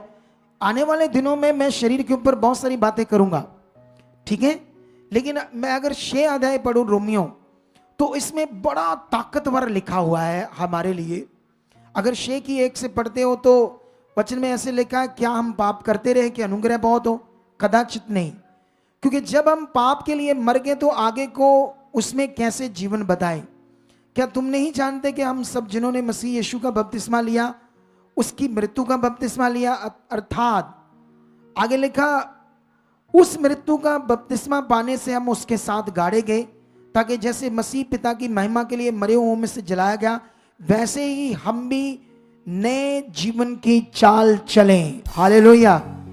जब हम यीशु मसीह को ग्रहण करते हैं या बपतिस्मा लेते हैं, तो हमारा पुराना जीवन, पाप का जीवन, जिसमें ये सारे गुण जो मैंने तुम्हें बताए, ईर्ष्या, विरोध, नफरत, क्रोध, गुस्सा, बुरा बोलना, ठीक है, झूठा दोष लगाना, झूठी गवाही देनी, ये सब बातें हमारी जिंदगी में, ठीक है। लेकिन यह बात याद रखो, वो हमारा पुराना जीवन था। जब हमने यीशु को ग्रहण किया तो वो यीशु के साथ गाड़ा गया, वो खत्म हो गया। जब यीशु मृतों में जी उठा तो हम भी वैसे ही यीशु में चलकर एक नए जीवन की चाल चले। हालेलुया। कौन से जीवन की? नए जीवन की। इस नए जीवन के बारे में मैं तुम्हें एक वचन पढ़ाता हूं पत्रस से, पत्रस की बुक से, ताकि तुम्हें बहुत पावरफुल समझ आए कि परमेश्वर का वचन कितना महान है, कितना ताकतवर है, कितना जीवन की बातें हैं। हालेलुया। वचन में लिखा, पहला पत्रस 1:18 में लिखा, क्योंकि तुम जानते हो तुम्हारा निकम्मा चाल चलन जो तुम शुरू से बाप दादों से चला आता है, उससे तुम्हारा छुटकारा, नकम्मे चाल चलन से, शारीरिक जीवन से जो तुम्हारा छुटकारा है, वो चांदी सोने अर्थात नाशवान वस्तुओं के द्वारा नहीं हुआ, पर निर्दोष और निष्कलंक मेमने अर्थात मसीह के बहुमूल्य लहू के द्वारा हुआ है। हालेलुया। यीशु की पवित्र कुर्बानी के द्वारा हमारा वो गलत जीवन, शारीरिक जीवन से छुटकारा हुआ है। लेकिन 2:1 में लिखा, इसलिए सब प्रकार का बैर भाव और छल और कपट और डा और निंदा की बातों को दूर करके नए जन्मे हुए बच्चों के समान निर्मल आत्मिक दूध की लालसा करो, ताकि उसके द्वारा उद्धार पाने वालों के लिए बढ़ते जाओ, क्योंकि तुमने प्रभु की कृपा का स्वाद चख लिया है। खुदा का कलाम कहता है, इसलिए सब प्रकार का बैर भाव, छल, कपट। आप जानते हो, अगर यहां से कोई लोग टूटते हैं तो कोई दूसरी मिनिस्ट्री उनको खड़ा करके उनकी गवाहियां देती है, ये सुखपाल राणा मिनिस्ट्री से आए, ये छल है, ये कपट है, धोखा है, अपनी और लोगों को खींचने का। ये आत्मा की बातें नहीं है, ये ज्ञान, सच्चाई को प्रकट करने की बातें नहीं है। कितने लोगों को बात समझ आ रही है? हमारे पास इतने लोग आते हैं, हर मिनिस्ट्री से आते हैं। इधर तो कम से कम अभी तो हजारों की गवाहियां, 800 इस मिनिस्ट्री की गवाही बन गई, 300 इसकी बन गई, 200 इसकी बन गई। कभी तुम्हें नजर आता है कोई बाई चांस कोई अपने गलती से कोई बोल दे तो बोल दे, हम नहीं कहते बोलो। कितनों को समझ आ गई? आज आई समझ या नहीं आई? लेकिन यहां परमेश्वर का वचन कहता है, इसलिए सब प्रकार का भैर भाव, छल और कपट। और जानते हो, जब शैतान बुद्धि बंद कर देता है ना, तो जो लोग जाते हैं ना, वो ऐसे छल कपट से खुश होते हैं, ऐसे खुश होते हैं बेचारे। उनको ये नहीं पता अपने लिए मलिनता इकट्ठी कर रहे हो, गंद मंद इकट्ठा कर रहे हो अपने अंदर, जो तुम्हें नष्ट करेगा एक दिन। साफ होना यीशु के लहू से, पाक होना यीशु के लहू से। कितने लोगों को बात समझ आ रही है आज? और बाइबल में लिखा, नए जन्मे हुए बच्चों के समान निर्मल आत्मिक दूध की लालसा करो, ताकि उसके द्वारा जो और लोग उद्धार पाने उनके लिए ये करो, उनके लिए ऐसा बनो, ताकि बहुत सारे लोग उद्धार पाए। ये परमेश्वर की इच्छा है। आप जानते हो, जब क्लेश होती है सेवकों के बीच में, कलीसियाओं के बीच में, तो इससे दूसरे लोग ठोकर खाते हैं। और ठोकर का कारण लिखा बाइबल में, हाय उस पर जो ठोकर खिलाते हैं। ठोकरों का लगना जरूरी है, लेकिन हाय उस पर जो ठोकर खिलाते हैं। लेकिन इन बातों के बाद हम ये बात सीख लो कि बाइबल हमें नए जन्म और शारीरिक जीवन से बाद यीशु के जीवन में, अगर यीशु मसीह ने गुस्सा आया, कब आया, एक आधा वचन मैं आज पढ़ाऊंगा, उस पर तुम्हें मैं टीचिंग दूंगा आज, ठीक है। इससे पहले मैं बताना चाहता हूं, मैं एक वचन तुम्हें लेकर जाना चाहता हूं मत्ती में, और मैं कोशिश करूंगा कुछ ही मिनटों में आज के टॉपिक को कंप्लीट करूं, तुम्हारे लिए लंबा ना करूं, ताकि तुम आगे बढ़ो और परमेश्वर की इच्छा में बढ़ो, यीशु मसीह का पवित्र जीवन जियो। कितने लोग एक दमदार जीवन जीना चाहते हैं। ये बात याद रखो, जब कोई मेरा विरोध करे या मेरे लिए बहुत गालियां बके, कुछ भी बोले, तुमने जवाब में उस तरह नहीं बनना कभी भी। तुमने समझ आई मेरी बात? तुमने उसके लिए हमेशा प्रार्थना करनी है। यह है मसीह जीवन, यह है आत्मिक जीवन। जब भी तुम्हारे सामने ऐसी वीडियोस आए तो उसके लिए क्या करना? प्रे करना, जरूर करना, क्योंकि जवाब देना तुम्हारा काम तो नहीं है ना। तुम बिलीवर हो, जो दे सकते हैं, जो सेवक हैं, एवेंजलिस्ट हैं, अगर वो देना चाहते तो दे सकते हैं, लेकिन आत्मिक जवाब, बाइबल हमें आत्मिक जवाब देने को कहती है, ताकि जवाब देने से कुछ लोग ठोकर खाने से बच जाते हैं, कुछ लोग यीशु मसीह से दूर होने से बच जाते हैं। इसलिए ऐसा करना आत्मिक रूप में क्या है? बड़ा जरूरी है। हालेलुया। हम यहां से वचन पढ़ते हैं, यीशु मसीह ने अपने चेलों को, आप जानते हैं यीशु मसीह के चेले बड़े सिंपल थे, सिंपल। लेकिन अगर हम याजकों को देखें, यहूदियों के याजकों को, फरीसी शास्त्रियों को देखें, तो वो वेल ड्रेसअप थे, वेल ड्रेसअप, जिसे दूर से पता लगता था कि ये याजक है, सेवक है। अब मैं रोड पर जाऊंगा ऐसे कपड़े डालकर, मुझे कोई देखेगा कि ये मैं सेवक हूं? बोलो बोलो। अगर ये कपड़े मैं डालकर रोड पर जाऊं तो क्या इन कपड़ों से मुझे कोई देखेगा मैं सेवक हूं? याद रखना, कभी भी नहीं। लेकिन मैं इन्हीं कपड़ों में रहकर आत्मिक जिंदगी को जी सकता हूं और परमेश्वर की शक्ति को प्रकट कर सकता हूं। हालेलुया। कितने लोगों को बात समझ आ रही है? क्योंकि परमेश्वर की शक्ति प्रकट करने के लिए हृदय शुद्ध चाहिए, कपड़े नहीं चाहिए, अंदर शुद्ध चाहिए। समझ आया या नहीं आया? और यही हमने करना है, तुमने भी करना है, आगे बढ़ना है। लेकिन यीशु मसीह यहां कुछ सिखा रहे हैं। 23:1 में लिखा, तब यीशु ने भीड़ से और अपने चेलों से कहा, शास्त्री और फरीसी मूसा की गद्दी पर बैठे हैं, इसलिए मैं तुमसे जो कुछ कहें वह करना और मानना, परंतु उनके से काम मत करना, क्योंकि वह कहते तो हैं पर करते नहीं। वह एक ऐसे भारी बोझ को, जिसको उठाना कठिन है, बांधकर मनुष्यों के कंधों पर रखते हैं, परंतु स्वयं उसे अपनी उंगली से भी सरकाना नहीं चाहते। वह अपने सब काम लोगों को दिखाने के लिए करते हैं। वह अपने ताबीजों को चौड़ा करते हैं और अपने वस्त्रों की कोरें बढ़ाते हैं। ये चोलों की बात हो रही है। वस्त्रों मतलब चोले डालना, लंबे लंबे, है ना, वस्त्रों की बात हो रही है। भोज में मुख्य मुख्य स्थान और सभा में मुख्य मुख्य आसन और बाजारों में नमस्कार और मनुष्यों में रब्बी कहलाना उन्हें भाता है, परंतु तुम रब्बी ना कहलाना, क्योंकि तुम्हारा एक ही गुरु है और तुम सब भाई हो।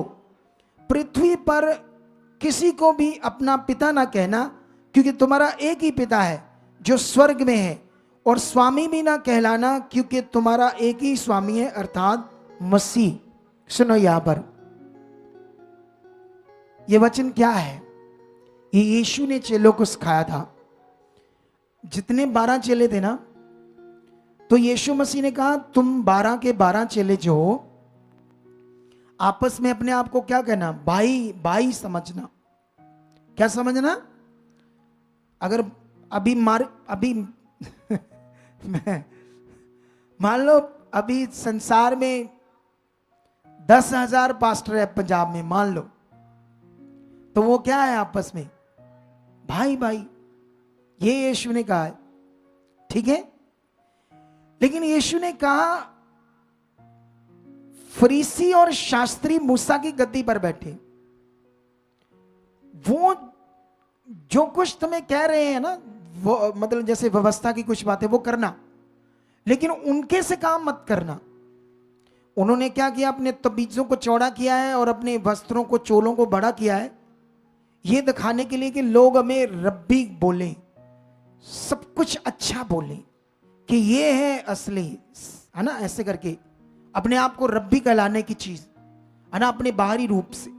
ये यीशु मसीह ने कहा। कितनों को समझ आ रही है? अगर मुझे भी अपने आप को रब्बी कहलाना, जैसे अभी संसार में बहुत सारे मनुष्य ना, इंसान जैसे इंसान, सिंपल इंसान, पूरी दुनिया में तो इंसान ही है सारे, कोई भी वो नहीं है जैसे सतगुरु, जैसे उद्धारकर्ता प्रभु, वो कोई भी नहीं, मनुष्य। लेकिन बहुत सारे मनुष्यों ने कुछ लंबी लंबी जड़ाएं रखी हैं, कुछ लंबे लंबे चोले हाथ में, कुछ ऐसी चीजें खड़ाएं डाली है, ऐसे अपने आप को दिखाते ना कि हम रब्बी हैं, हम मतलब। उनकी लोग क्या करते, पूजा करते हैं या नहीं करते पूजा? बोलो।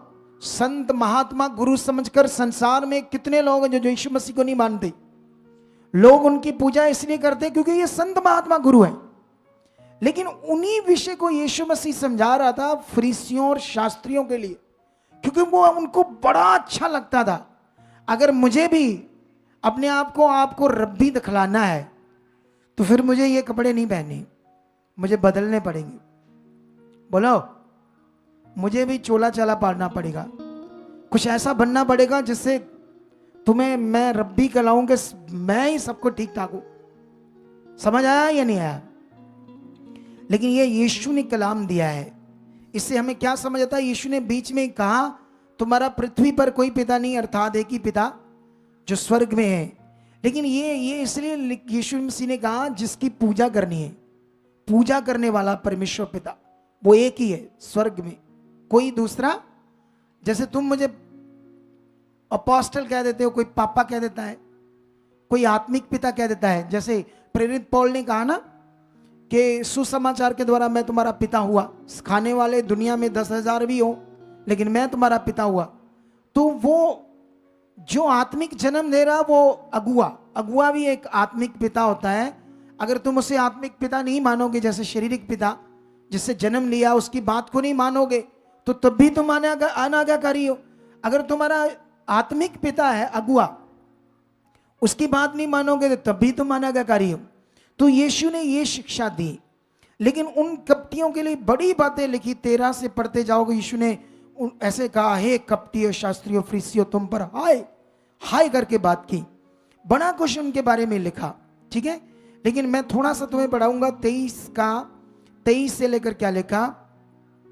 यहां पर लिखा है, कपटी शास्त्रियों और फरीसियों, तुम पर हाय, तुम पुदीने और सौंफ और जीरे का दशमांश तो देते हो, परंतु तुम्हें व्यवस्था की गंभीर बातों का अर्थात न्याय, दया और विश्वास को छोड़ दिया है। चाहिए था कि इन्हें भी करते और उन्हें भी ना छोड़ते। हे अंधे अगुओं, तुम मच्छर को तो शान डालते हो परंतु ऊंट को निगल जाते हो। कितने लोगों को बात? यीशु मसीह ने उन्हें कहा, तुम पर हाय हाय शास्त्री और फरीसियों। क्यों ऐसे कहा? तुम लोग पुदीने, सौंफ, जीरा, इन चीजों का दशमांश तो बोते हो, अपना दशमांश तो हिस्सा तो बोते हो अच्छे से, लेकिन जो बाइबल के अंदर वो अच्छी व्यवस्था की बातें, गंभीर बातें, न्याय, दया, विश्वास, प्रेम, वो तुमने छोड़ दिए। चाहिए था कि इन्हें करते, ये व्यवस्था की, वचनों की गंभीर बातें, प्रेम की बातें, परमेश्वर के नाम को ऊंचा करने की बातें, समाज में दुनिया के सामने ठोकर ना खिलाना, अपने लोगों की बदनामी ना करना। तुम्हारे अंदर दया चाहिए थी, न्याय चाहिए था, विश्वास चाहिए था, प्रेम चाहिए था, लेकिन तुमने इसे छोड़ दिया। चाहिए था कि ये तुम करते और विश्वास की बातों को भी ना छोड़ दे। इन्हें छोड़ दिया, उन्हें करते, तुम डर में ठहरोगे। तुम पर तो हाय, यीशु ने कहा, क्योंकि तुम दूसरों के लिए क्या बन रहे हो? ठोकर का कारण। और आगे भी क्या लिखा? तुम मच्छर को तो शान डालते हो, मच्छर छोटा जा होता है ना, उसको शान डालते हो, पर ऊंट को निकल जाते हो, क्योंकि इतना छल कपट तुम्हारे अंदर है। और यहां पर लिखा 23 का 27 में, हे कपटी शास्त्री और फरीसियों, तुम पर हाय, तुम चूना फिरी हुई कब्रों के समान हो, जो ऊपर से तो सुंदर दिखाई देती है, परंतु भीतर मुर्दों की हड्डियां और सब प्रकार की मलिनता से भरी है। इसी रीति से तुम भी ऊपर से मनुष्यों को धर्मी दिखाई देते हो, परंतु भीतर कपट और अधर्म से भरे हुए। हालेलुया। कितने लोगों को बात समझ आ रही है? ये यीशु मसीह की टीचिंग है। इधर सुनो, इधर ध्यान दो। आज आप लोग, तुम्हें बड़ा कुछ सीखना है। आज सीखना चाहते हो कि नहीं? तुम आगे बढ़ना चाहते हो या नहीं? सुनो, इधर देखो ध्यान से। यीशु मसीह ने चेलों को ये बातें सिखाई थी कि वो ऐसे हैं, उनसे बचना, वो उन पर हाय, ठीक है। लेकिन अब मैं आपको बताना चाहता हूं, क्योंकि तुम्हें बढ़ना है परमेश्वर की इच्छा में, उसकी बेस्ट इच्छा में। प्रार्थना करने वाले कौन मसीह में कर रहा है, कौन संसार में यीशु मसीह का विरोध कर रहा है, वो ना सुनना। वो सुनोगे तो तुम फंस जाओगे। तुम बढ़ो, तुम्हारी आत्मिक जिंदगी से लोग हिलेंगे और रूहें बचाई जाएंगी। तुम्हारा ये काम है। फालतू की बातें, शरीर की बातें, फालतू बातें सुनना मत, आगे बढ़ते जाना तुम्हारा काम है। लेकिन अब मैं तुम्हें बताता हूं, यहां पर हम बनाते हैं मेंबरशिप कार्ड। इसकी थोड़ी सी शिक्षा देंगे हम। तुमने क्यों बनाने हैं मेंबरशिप कार्ड? जिनके नहीं बने, बनाने हैं। सीधा सीधा लाइव बोल रहा हूं, ठीक है। मेंबरशिप कार्ड पूरी दुनिया की बड़ी बड़ी मिनिस्ट्रियों में बनते हैं लोग, उस चर्च के मेंबर जो कार्ड दिखाते हैं। आने वाले में दिनों में ये डिजिटल होंगे। बोलो, कुछ छोटा सा अमाउंट है, लेकिन जो ये कार्ड है उनका नहीं, वो डिजिटल कार्ड जो है वो शायद एक आधा 100 रुपया लगेगा, तुम्हारा डिजिटल कार्ड बन जाएगा। वहां मशीनें लगेगी और तुम उस कार्ड को बस लगाओगे और दरवाजे खुलेंगे और तुम चर्च के अंदर। इसलिए तुम्हारा मेंबरशिप कार्ड बनना क्या जरूरी है? क्योंकि ये जो प्रोसेस है डिजिटल कार्ड का, ये 30 लाख का है, और मेरे पास इस काम के लिए अभी 30 लाख नहीं है। मेरे पास है, प्रभु के पैसे हैं, लेकिन मैं उसे अभी इसको इस काम में नहीं लगाना चाहता। मुझे परमेश्वर के काम को बढ़ाना है, रूहों को बचाने के काम में लगाना है। जब परमेश्वर, पिछले दिनों में एक धर्मी का मन परमेश्वर ने खोला, वो कहता है एलईडी कितने की आती है? मैंने ऐसे बोला ना, हम किराए पर होती चीजें किराए पर होती है, ये उस धर्मी का मन खोला तो ये 2 एलईडी के लिए एक बंदे ने हमें 5 लाख दिया। और जब उसने 5 लाख दिया तो मैंने उसमें 2.5 लाख ऐड करके 7.5 लाख की 2 P4 एलईडी लेकर लगा दी। और इसका महीने का किराया कम से कम 50,000 बनता अगर हम मार्केट में लगाएं। इससे भी ज्यादा बन सकता है। इतना बच गया है हमारा।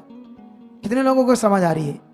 लेकिन जब भी कोई ऐसे धर्मी खड़ा होगा और वो मुझे बोलेगा कि डिजिटल कार्ड के लिए मैं अपना योगदान देना चाहता हूं, तो फिर कुछ हम इधर से डालेंगे, उधर से डालेंगे, तो वो बनाएंगे, क्योंकि वो 30 लाख का खर्चा है। लेकिन तब तक हम क्या कर रहे हैं? इसी कार्ड से आप हमारे रिकॉर्ड में हो। कभी कभी हमारी टीम जो पुराने होते हैं कॉल करते हैं, अच्छा तुम कैसे हो, कैसे चल रहे हो, उस कार्ड के हिसाब से। कभी आपको कॉल आई है जिनके कार्ड बने? बताओ जिनको कॉल आई है, जिनके कार्ड बने हैं, और जिनके कार्ड बने हैं ऊपर करो हाथ। आपको कॉल आई है? आई है ना, आती रहती है, इसीलिए क्योंकि वो आप रिकॉर्ड में आ गए हो। इसका पहले हमने फ्री में रखे थे ये कार्ड, फिर वो लोग कार्ड की वैल्यू नहीं रखते थे क्योंकि मनुष्य ऐसे ही है शरीर में, फिर हमने इसका छोटा सा अमाउंट रख दिया। जबरदस्ती कोई नहीं, जिसका मन है, अगर आज किसी का मन है तो बना सकते हो। बोलो मुझे आप अपने चर्च का मेंबर बनना है और मैं तैयार हूं। कितने इसका अमाउंट है चर्च का मेंबर बनने के लिए? प्रार्थना फ्री है, लंगर फ्री है, सब कुछ फ्री है, ये सेवाएं फ्री है हम जो करते हैं परमेश्वर के राज्य के। लेकिन ये बात याद रखो, अगर आज आपका मन बना तो आप टीम को मिलना और बोलना हाँ मैं मेंबर बनना चाहता हूं, मेरा कार्ड बनाओ। एक बंदे का 1000, 2 बंदों का 1500 और 4 बंदों का 2000। चलो आओ मैं तुम्हें बताता हूं इसकी डिटेल कि हमने कितने कार्ड बनाए हैं आज तक और कितने लोगों ने बनाए। हमने पिछले साल स्टार्ट किया था, जब ये चर्च स्टार्ट हुआ तभी से स्टार्ट हुआ था, लगभग 2.5 साल हो गए होंगे। हमने पहले 5000 कार्ड बनवाए, वो सारे लग गए, ठीक है। उसके बाद हमने फिर 5000 कार्ड बनवाए और उनमें से अभी 500-700 बचे हैं।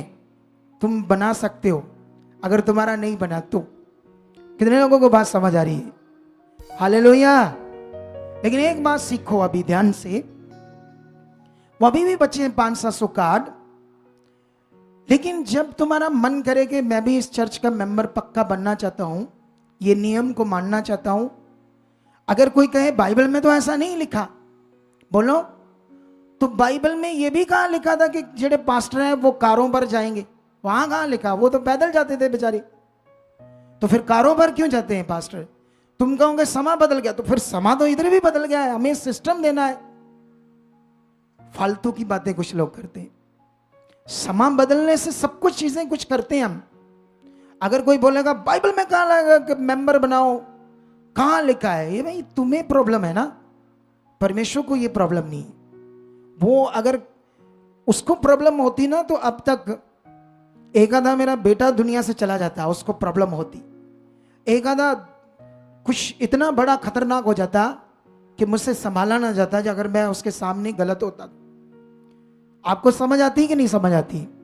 लेकिन मैं इसका हिसाब देता हूं ऑनलाइन आपको सबको। अगर ज्यादातर लोग फैमिली आती है तो एक बंदा तो कार्ड नहीं बनाता, ज्यादातर ज्यादा से ज्यादा 2 बंदे बनाते हैं, जिसकी 750 अमाउंट होगी। लेकिन ज्यादातर कुछ लोग 4 बंदे बनाते हैं, उसमें 500 आ गई।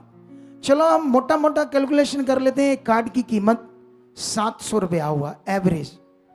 हमने 10,000 बनाए, उसमें से भी 500 बचे हैं, मैं पूरा 10,000 ही ले लेता हूं, ठीक है। कि इतना कार्ड 2-2.5 सालों में बना मेंबर हमारे चर्च का। तो अमाउंट जोड़ो कितना हुआ, बोलो? लगभग 70 लाख। कितना? एक साल में 35 लाख आया, पूरे साल में धीरे धीरे धीरे थोड़े थोड़े करके 35 लाख आया। इतना ही बन जाता ना, 70 के 7 लाख बनता है। अमाउंट जोड़ो, मेरे हिसाब से तो 70 लाख ही बनता है। कहाँ है कोई सीए अकाउंटेंट है? नहीं, चेक कर लो, 70 होगा, 70 होगा मेरे हिसाब से। अच्छा सुनो, कुछ लोगों को इससे प्रॉब्लम है। आज दूध का दूध, पानी का पानी समझाते हैं तुम्हें, ठीक है। अगर मान लो मैंने कलीसिया से ठगी मारी, चोरी की, कलीसिया को ठग लिया, 10,000 कार्ड बना, यहां मेंबरशिप बनी यहां चर्च के, ठीक है। सुनो इधर देखो, मैं अभी नए की बात कर रहा हूं। जो फ्री में बने थे वो भी इतने ही बने होंगे, हजारों, इससे भी ज्यादा बने थे पहले इतने सालों में। लेकिन इधर देखो ध्यान से, अगर मैंने चर्च का पैसा खा लिया है तो आज मैं ये चर्च किराए पर होती, तब तुम मुझे कहते लुटोरा है, चोर है ये। बोलो कितनी आप बुद्धि है लोगों में, कितनी मूर्खताई की बातें लोगों के अंदर। अगर मैंने लोगों का पैसा खा लिया है तो आज मैं किसी किराए पर होता, किराए की चर्च होती, और मैं किराया मांग रहा होता, किराया देना है मैंने, क्योंकि आपका पैसा खा लिया। लेकिन ये तो इतनी बड़ी चर्च बन गई, मूर्खों को समझ नहीं आ रहा। बोलो, सोचने वाली बात है ही नहीं है। ये इतनी बड़ी चर्च कैसे बन गई? इसका मतलब तुम्हारा जो भी पैसा है प्रभु के काम में लगा दिया। इससे 4 गुना मैंने अपनी प्रॉपर्टी बेचकर खुदा के काम में लगाया है। इससे भी 4 गुना 5 गुना ज्यादा पैसा मैंने अपना लगाया है चर्च में। अगर लोगों ने लगाया तो मैंने भी लगाया था, क्योंकि मेरे पास था, मैं वेल बिजनेसमैन था। बाइबल में लिखा, जब मूर्ख बोलता है तो अगर वो चुप रहता तो उसके लिए शोभा है, लेकिन जब वो बोलता है ना तो अपनी मूर्खताई को प्रकट करता है। बाइबल में ऐसे लिखा है। कितने लोगों को बात समझ आ रही है आज? अगर हमने 10,000 कार्ड बनाकर उसका एवरेज 10 लाख भी आ गया हमारे पास, तो भाई ये तो करोड़ों की प्रॉपर्टी है, और करोड़ों रुपए हमने लगाकर इसको खरीदा और बनाया है, और जिसकी वैल्यू अब लगभग 40 करोड़ वैल्यूएबल हो गई है। जब हमने ली जगह इतनी महंगी नहीं थी, तब भी करोड़ों की थी, लेकिन एकदम से इसके रेट बढ़ गए। तो जो लोग ये गलत बातें बोलते होंगे, या जिनके मन में डाउट होगा, अगर किसी हमारे बिलीवर के अंदर भी ये कार्ड क्यों बनाते हैं, वो कार्ड बनाने का मतलब ये नहीं था कि आपसे पैसा बटोरना था। ये क्या होता है 8-10 लाख रुपया? बोलो क्या है ये? बोलो क्या है ये? कितनों को समझ आ रही है? और इसको तुम लोगों ने बनाना है। बोलो, जिसका कार्ड नहीं बना, अपने चर्च का मेंबर बनना है, इस कार्ड को बनाना है, ठीक है? और इसका ये अमाउंट है, और आप ऐसा नहीं आप बोलोगे ये बाइबल में कहां लिखा है ऐसा। तो बाइबल में आज हम बहुत कुछ कर रहे हैं जो नहीं लिखा है, समझते हो? आप जानते हो बाइबल में तो सेवकों के बारे में यह भी लिखा था कि उनकी रक्षा स्वर्गदूत करेंगे, लेकिन विद मी सब के साथ आज वो है पास्टरों के साथ बाउंसर। ये कहां लिखा है? मुझे उंगली नहीं उठानी, लेकिन मैं एक बात कर रहा हूं ना, लोग जब ये बातें करते हैं, हालांकि मैं तो आता जाता हूं ऐसे ही हूं, सबको पता है। वो तो गवर्नमेंट ने एक मुझे कांस्टेबल दे दिया तो दे दिया, लेकिन अभी ज्यादा तो मैंने कभी इच्छा ही नहीं रखी कि मेरे साथ बाउंसर हो। मैं होता है अकेला, मैं कभी भी इधर उधर चला जाता हूं अकेले। कितनों को बात समझ आ रही? और भी कई बातें हैं जो बाइबल में नहीं लिखी। बाइबल में तो ये भी लिखा कुरिन्थियस में कि अगर औरत अपने जो सिर है उस पर चुन्नी नहीं लेती तो उसका सिर गंजा कर देना चाहिए, ऐसे लिखा है, ठीक है? लेकिन ऐसे लिखा है तो वो क्यों लिखा उस टाइम पर, ये समझना पड़ेगा।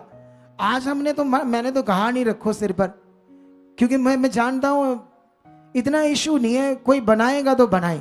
बोलो, मैं इतना इशू इसको नहीं मानता सिर ढकने को। तुम ढक सकते हो, नहीं रख सकते हो, तुम्हारी इच्छा है। मन शुद्ध रखो, अंदर से पवित्र बनो। हालेलुया। कितने लोगों को बात समझ आ रही? आगे जाकर वही वचन पढ़ोगे तो वहां पर लिखा, औरत को बाल रखना एक शोभा का विषय है, लंबे बाल रखना। लेकिन वहीं पर लिखा है, मैं पढ़ाता हूं आज आपको, ठीक है? ये देखो क्या लिखा कुरिन्थियस में,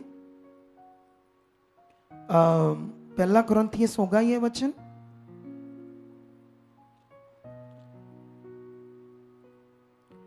पहला कुरिन्थियस का वचन होगा ये 11 में, ठीक है? यहां पर ऐसे लिखा, क्या 14 में लिखा,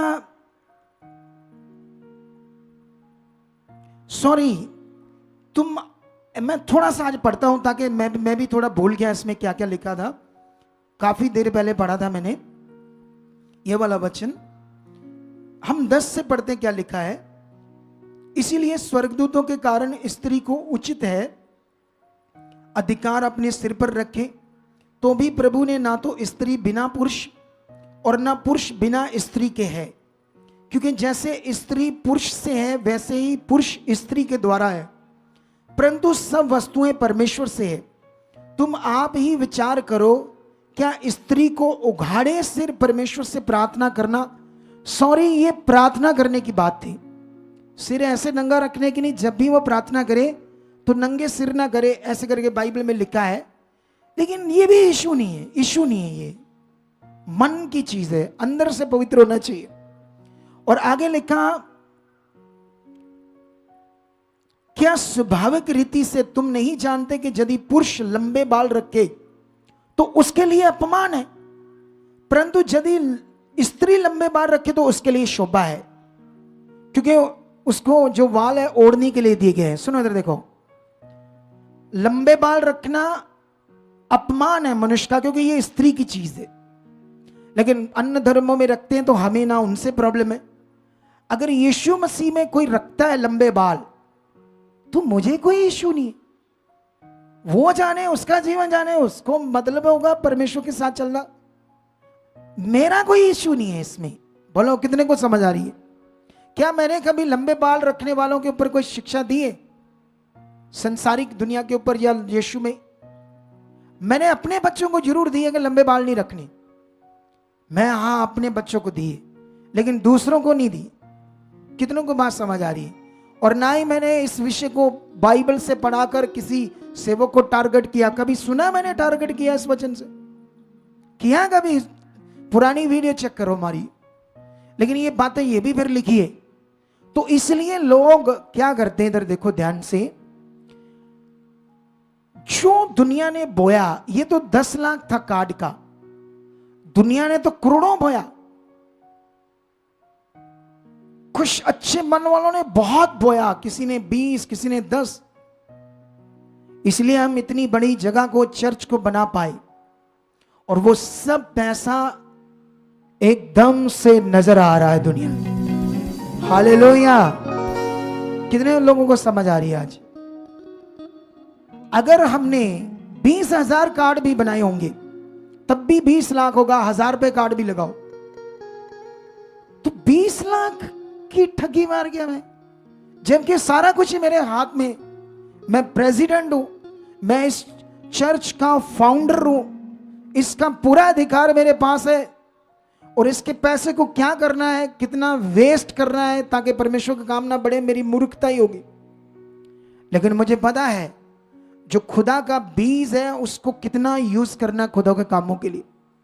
इतनी तो समझ चाहिए कि ये जो चर्च है ये किराए पर नहीं है, ये अपनी जमीन है करोड़ों की। तो इसका मतलब चोरी और ठगी कैसे मार ली? बोलो हंसने वाली बात है या नहीं हंसने वाली? आप बताओ, बोलो। ये कुछ लोगों को जवाब दे रहा हूं जो ऐसा लोग सोच रहे हैं। कुछ ऐसे लोग होंगे जिनके दिमाग में ये बातें चलती है। यहां पर प्रार्थना फ्री होती है व्हाइट कार्ड बनकर। अगर तुम उस कार्ड को फेंकोगे तो फिर तुम्हें उसकी वेस्ट करोगे तो फिर उसके बाद थोड़ा सा तुम्हें पनिशमेंट मिलेगी। ठीक है, ये बात को याद रखो। लेकिन ये बात याद रखो, जब भी तुम किसी को भी लाते हो तो अगर तुम जब बढ़ते हो 2-4 बार ही आते हो, तुम्हारा मन है कि इसका मेंबरशिप कार्ड बनाओ, हाँ ये भी चर्च का मेंबर बनना चाहता है, तो बनाना है वो कार्ड, इस चर्च के मेंबर बनना है। अगर तुम में से नहीं बना कोई तो ये बना लेना, ये कुछ भी नहीं है, अमाउंट छोटा सा है। ऐसा नहीं कि तुम क्या कहते हो मुझसे मिल सकते हो आराम से, तो तुम सोचो मुझे तो जरूरत नहीं है। नहीं, बनाना ये नियम है सबके लिए।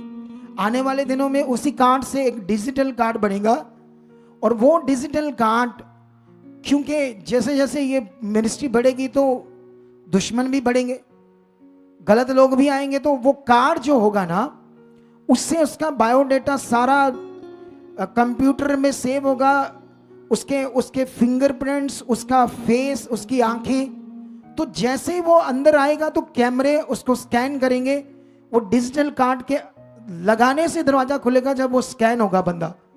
तो ये सारी फैसिलिटी चाहिए या नहीं चाहिए? तो ये कैसे होंगी? मेंबरशिप बनने से होंगी या ऐसे हो जाएंगी? चर्च का मेंबर बनने से होगी ना। तो ये चर्च की मेंबरशिप थी वो, लेकिन कुछ लोगों को समझ नहीं आती ना, तो कुछ भी बोलते हैं। जो बोलते हैं परमेश्वर उनका भला करे। लेकिन मैं तुम्हें एक वचन पढ़ाना चाहता हूं बाइबल के अंदर।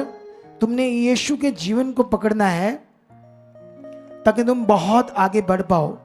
यीशु मसीह से बहुत क्वेश्चन करते थे शास्त्री, फरीसी, याजक, व्यवस्थापक, सब लोग।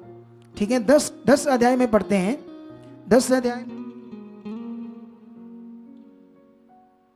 मैं तो बड़ी बड़ी रकम बोल बैठा, कुछ भी नहीं है। तो उतने ही है, 70 लाख ही है। ये बोल रहे हैं, वो कहता 7 लाख था, 70 ही है? चलो इतने ही थे, लेकिन ये 2.5 सालों में आए। लेकिन ये बात याद रख लो, वो सब जो भी किसी ने थोड़ा थोड़ा कार्ड में भी लगाया, तो वो जैसे मान लो आप जानते हो गोल्डन टेम्पल में जाओगे तो वहां जो श्रद्धालु होते हैं प्रसाद चढ़ाते हैं जाकर अपना, तो वो जो प्रसाद होता है वो फ्री मिलता है। क्या लेना पड़ता है?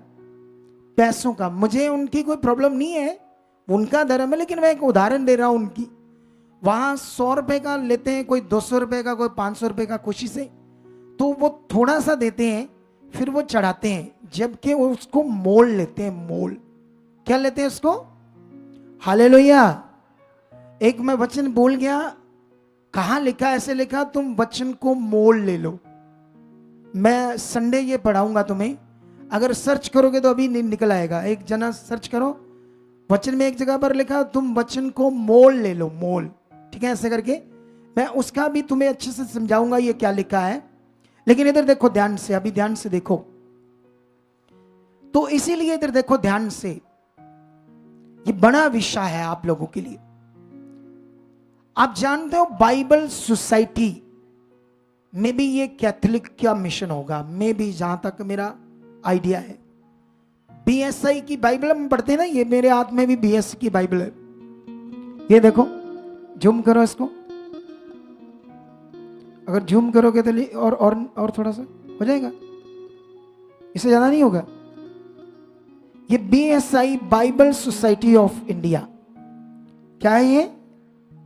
हाँ जल्दी करो, ये देखो, BSI Bible society of India.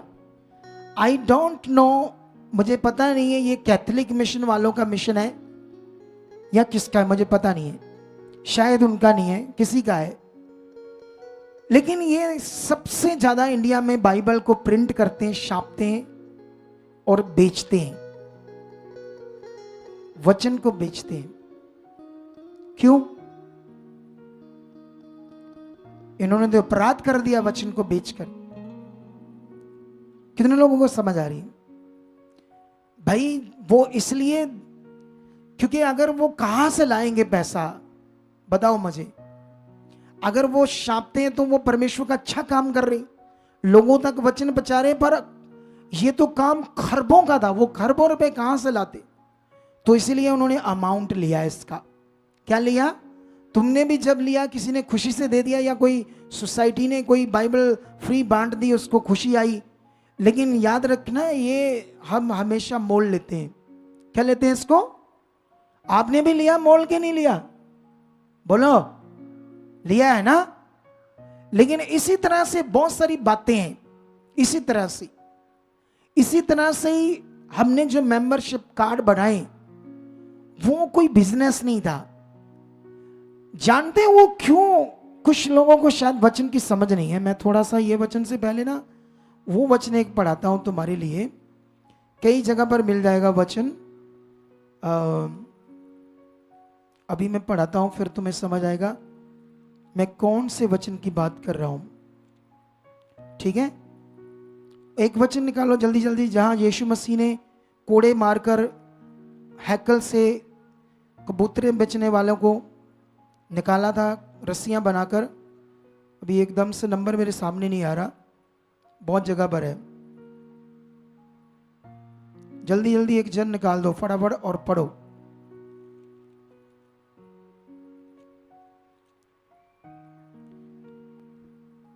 Hallelujah. कितने लोगों को बात समझ आ रही है? जिसको भी जल्दी निकला निकालो, मुझे थोड़ा सा टाइम लग रहा है। ये वाला वचन जहां पर यीशु ने कोड़े मारकर, हाँ हाँ, यूहन्ना 2:16, ठीक है, इसको निकालते हैं अभी। ये वाला वचन यूहन्ना 2:16, ये देखो क्या लिखा है।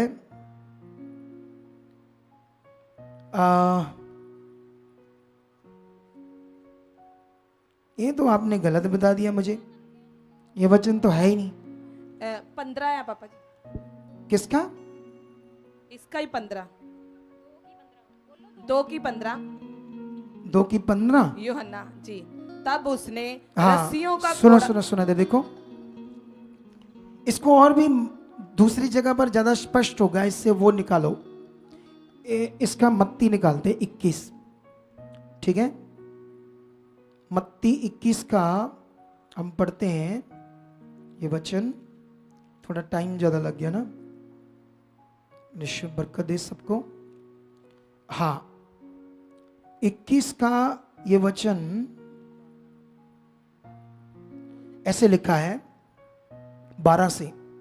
यीशु ने परमेश्वर के मंदिर में जाकर उन सबको जो मंदिर में लेन देन कर रहे थे निकाल दिया, और शराफों के पीड़े और कबूतर बेचने वालों की चौकियां उलट दी, और उनसे कहा, लिखा है मेरा घर प्रार्थना का घर कहलाएगा, परंतु तुमने उसे डाकुओं की खो बनाते हो। हालेलुया। इसको फिर से यूहन्ना में भी पढ़ते हैं, 2-3 जगह से पढ़ते हैं ताकि हमें यह समझ आएगा कि सबसे ज्यादा अच्छा कहां लिखा है। उसने मंदिर में बैल, भेड़ और कबूतर के बेचने वाले शराबों के बैठे हुओं को पाया। तब उसने रस्सियों का कोड़ा बनाकर सब भेड़ों को और बैलों को मंदिर से निकाल दिया, और शराबों के पैसे बखेर दिए, और पीड़ों को उलट दिया, और कबूतर बेचने वालों से कहा, इन्हें यहां से ले जाओ, मेरे पिता के घर को व्यापार का घर मत बनाओ। तब उसके चेलों को स्मरण आया कि लिखा है, तेरे घर की धुन तुझे खा जाएगी। जब कोई विरोध करता है ना, तो इस वचन का मतलब नहीं जानता। अभी सीख लो सही एक्सप्लेन कैसे होता है वचन। सुनो इधर देखो मेरी तरफ, सही एक्सप्लेन क्या है इसका। जैसे उस समय सुलेमान के द्वारा बनाया हुआ परमेश्वर का भवन, खूबसूरत भवन, उस भवन के अंदर, जैसे ये परमेश्वर का भवन है, अगर कोई इसके अंदर टिक्कियों का स्टॉल लाए, मॉडर्न जमाना है ना, golgappe, juice, cold drink, pizza, burger, ऐसे स्टॉल लगाता है कोई अंदर, तो क्या ये शोभा है? कितना गंदा और बुरा काम है। हालेलुया। कितने लोगों को बात समझ आ रही है? लेकिन वो लोग ये जो बिजनेस कर रहे हैं, क्या ये बिजनेस करना है या नहीं करना? बाहर जो भी शराबों का बिजनेस, भेड़ बकरियां कबूतर, ये दुनिया में बिजनेस है। तो किसी भी बिजनेस को करने से प्रभु मना करता है, लेकिन बिजनेस को कहां करना? वहां करना है, भवन के अंदर नहीं करना। लेकिन ये जो इन लोगों ने, ये लोग सत्संग थोड़ी कर रहे हैं, प्रभु की आराधना थोड़ी कर रहे हैं। अगर ये प्रभु की आराधना कर रहे हैं अंदर, इन्होंने तो उस भवन को बंद ही कर दिया, संगति करना, आराधना करना, और उसकी जगह पर उसको बिजनेस बना लिया, उस प्लेस को, उस जगह को। इसलिए जब यीशु आया तो उसने रस्सियों को कोड़ा बनाकर जानवर घुसाया ना उसको, उसने सब भेड़ बकरियों को जो सेल परचेज कर रहे थे बाहर निकाला, शराब, लेन देन, कई तरह का कारोबार, पीने उल्टा दिए। तो बहुत अच्छा किया, क्योंकि वो बिजनेस प्लेस पर करना चाहिए। उन्होंने प्रभु का घर, जो प्रार्थना का घर है, जो क्या कहते हैं उसको, सत्संग करना है। तो मैं सत्संग कर रहा हूं यहां पर, मैं आराधना करवा रहा हूं, या मैंने बिजनेस शुरू किया है? आप बताओ मुझे, फर्क क्या है? फर्क क्या है? अगर मैंने उस कार्ड बनाकर आराधना बंद कर दी, उस कार्ड को बनाकर मैंने सत्संग बंद कर दिया और पता नहीं और कौन कौन से स्टॉल लगा दिए, फिर तो भाई बोलना जायज है तुम्हारा। तुम भी बोल सकते हो, तुम सब भी बोल सकते हो, यहां आने वाले लोग भी बोल सकते हैं फिर कि इट इज रॉन्ग, ये क्या कर रहा है अगुआ, इसका तो दिमाग खराब हो गया है, देखो देखो प्रभु के पवित्र भवन में क्या कर रहा है। मैच करती है बात कोई? क्या वचन का सही एक्सप्लेन करना आता है लोगों को? यीशु ने को गुस्सा क्यों आया? क्योंकि सत्संग बंद हो गया, आराधना बंद होगी। तो हम तो दिल जान से कर रहे हैं खुदा की आराधना और तुमसे करवा रहे हैं, तो गलत कैसे हो गया? लुटेरा कैसे बन गया खुदा का घर? ये लोगों को समझ नहीं है, और जिनको समझ नहीं ना वही शैतान की इच्छा पूरी करते, वही शैतान की इच्छा में फंस कर शैतान जैसा मन बनाकर वो चीजें करते हैं जो गलत होती है। आई समझ के नहीं आई आपको? हालेलुया। क्या तुम एक किराए के चर्च में आकर बैठते हैं, या जो कुछ भी यहां आया लोगों ने बोया, उस कीमती बीज को जो तुमने दिल से बोया वो सारा खुदा के घर में लग गया है? हालेलुया। आप जानते हो सारे पैसे पर मेरा अधिकार है, क्योंकि ये मेरे ही कारण आया है। अगर मैं आज नहीं हूं तो तुम नहीं होंगे, या फिर ये कहीं और जाएगा। अगर यहां जो कुछ आया मेरी मेहनत से, टीम की मेहनत से, मेरे परिवार की मेहनत से, तुम बचे, तुम्हारा भला हुआ, तुम बढ़े, तुमने खुशी से प्रभु के कामों के लिए बोया है, खुशी से। कितनों को समझ आया आज? तो इसलिए बढ़ो आगे, और हम दुनिया को दिखाएंगे ये खुदा की एक बेस्ट मिनिस्ट्री है। हालेलुया। क्या है खुदा की? एक बेस्ट मिनिस्ट्री, राइट मिनिस्ट्री। तुम एक राइट प्लेस और एक राइट डायरेक्शन में हो। इतना जबरदस्त तुम्हारा जीवन होगा, इतना खूबसूरत तुम्हारा जीवन होगा, तुम इतना बढ़ोगे, तुम इतना ब्लेस हो जाओगे, और तुम्हारे घर आत्मा से भरे हुए लोग होंगे यीशु मसीह के नाम से। क्योंकि मैं तुम्हें आत्मा में चलना सिखाऊंगा, विरोध करना नहीं सिखाऊंगा। ये बात को सीख लो। हालेलुया। तो अभी मैं जल्दी जल्दी एक वचन लुका का पढ़ा दूं, तुम्हें छोड़ना नहीं चाहता मैं वचन, क्योंकि टाइम तो बड़ा हो गया है। लेकिन फिर भी तूने मेरी कैलकुलेशन गलत करा दी बोलकर। मैं तो सही था, क्या था? कैलकुलेशन गड़बड़ कराओगे तो मेरी स्टेटमेंट गलत हो जाएगी। तो ये 10 की 25 में क्या लिखा? और देखो एक व्यवस्थापक उठा और ये कहकर यीशु की परीक्षा करने लगा, हे गुरु, अनंत जीवन का वारिस होने के लिए मैं क्या करूं? तो यीशु ने उससे कहा, व्यवस्था में क्या लिखा है? तू कैसे पढ़ता है? क्योंकि वो टीचर था, बाइबल टीचर, वो व्यवस्थापक था जो यीशु के पास आया था। जो दूसरों को सिखाता था वो पास्टर था, सेवक था। तो यीशु ने कहा, तू व्यवस्था में क्या लिखा, तू कैसे पढ़ता है? तो उसने उत्तर दिया, तू प्रभु अपने परमेश्वर से अपने सारे मन और अपने सारे प्राण और अपनी सारी शक्ति और अपनी सारी बुद्धि के साथ प्रेम रख। हालेलुया। और अपने पड़ोसी से अपने समान प्रेम रख। उसने उससे कहा, तूने ठीक उत्तर दिया, यही कर तो तू जीवित रहेगा। यीशु मसीह ने कहा। हालेलुया। कितने लोगों को बात समझ आ रही है? सारे मन, सारी बुद्धि, सारी जान से किसे प्यार करना है? बड़ी और मुख्य आज्ञा यही है।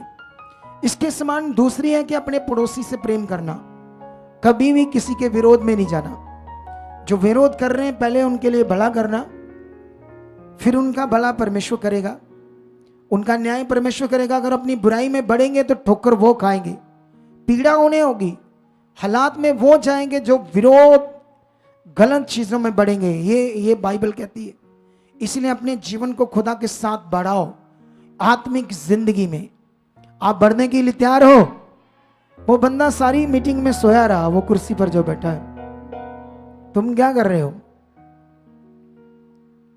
हालेलुया। कितना शैतान का प्रभाव है। बेचारे नए आए ना अभी। इधर देखो मेरी तरफ। तो यहां की टीचिंग तुम्हें जबरदस्त आत्मिक बनाएगी ताकि तुम बहुत आगे बढ़ जाओ। हालेलुया। तैयार हो कितना जबरदस्त जीने के लिए? तो इन टीचिंग्स को, इन बातों को पकड़कर आगे बढ़ना, इसको दोबारा 2 बार सुनना और अपने हृदय में बसाना और परमेश्वर की इच्छा में बढ़ते जाना, क्योंकि हमारा पुराना जीवन यीशु मसीह के साथ मर गया और नया जीवन यीशु मसीह के साथ चढ़ गया क्रॉस पर। कितने लोगों को बात समझ आ रही है? सो परमेश्वर आपके साथ है। आइए हम अपने बीज को बोएंगे। इस संडे बड़ी मीटिंग होगी प्रभु भोज की, और आने वाले थर्सडे भी होगी बड़ी मीटिंग प्रभु भोज की। प्रभु भोज लेने के लिए आना, स्पेशल ज्ञान मिलेगा, टीचिंग मिलेगी। हाँ, बोलना मत, जब भी प्रभु भोज करने आते हो इस संडे और थर्सडे व्हाइट कपड़े पाकर आना। हालेलुया। ऐसे ही बस खुदा का इच्छा है, मेरा मन है कि आप व्हाइट कपड़े पाकर आना ये 2 दिन, ठीक है? तो आइए हम प्रार्थना करेंगे और अपना सीड बोएंगे, बीज बोएंगे। जो भी लोग अपने स्पेशल सीड लेकर आए हैं, तो जो भी अपना 10वां हिस्सा परमेश्वर के कामों के लिए बो रहे हैं, क्योंकि जैसा लिखा है बाइबल में, बिब्लिकल 10वें हिस्से को बोना भी यीशु मसीह ने भी उनको कहा था ना। पुराने नियम में तो हर चीज का दशमांश था, नए नियम में तो सारे का एक हो गया ना। वो तो एक फसल हुई उसका 10वां हिस्सा, दूसरी फसल हुई उसका 10वां हिस्सा, तीसरी फसल हुई उसका 10वां हिस्सा। ऐसा था पुराना नियम, इतना ज्यादा हर चीज का 10वां हिस्सा। लेकिन नए नियम में तो हम कुछ भी नहीं करते, सिर्फ सब कामों में से एक ही चीज करते हैं, 10वां हिस्सा। वो भी कई बार कुछ लोग कर नहीं पाते, हालात होते हैं, कुछ भी होता है। लेकिन प्रभु के वचनों को पूरा करने के लिए प्रेयर करो, मांगो, तो फिर तुम आगे बढ़ोगे यीशु मसीह के नाम से। हालेलुया।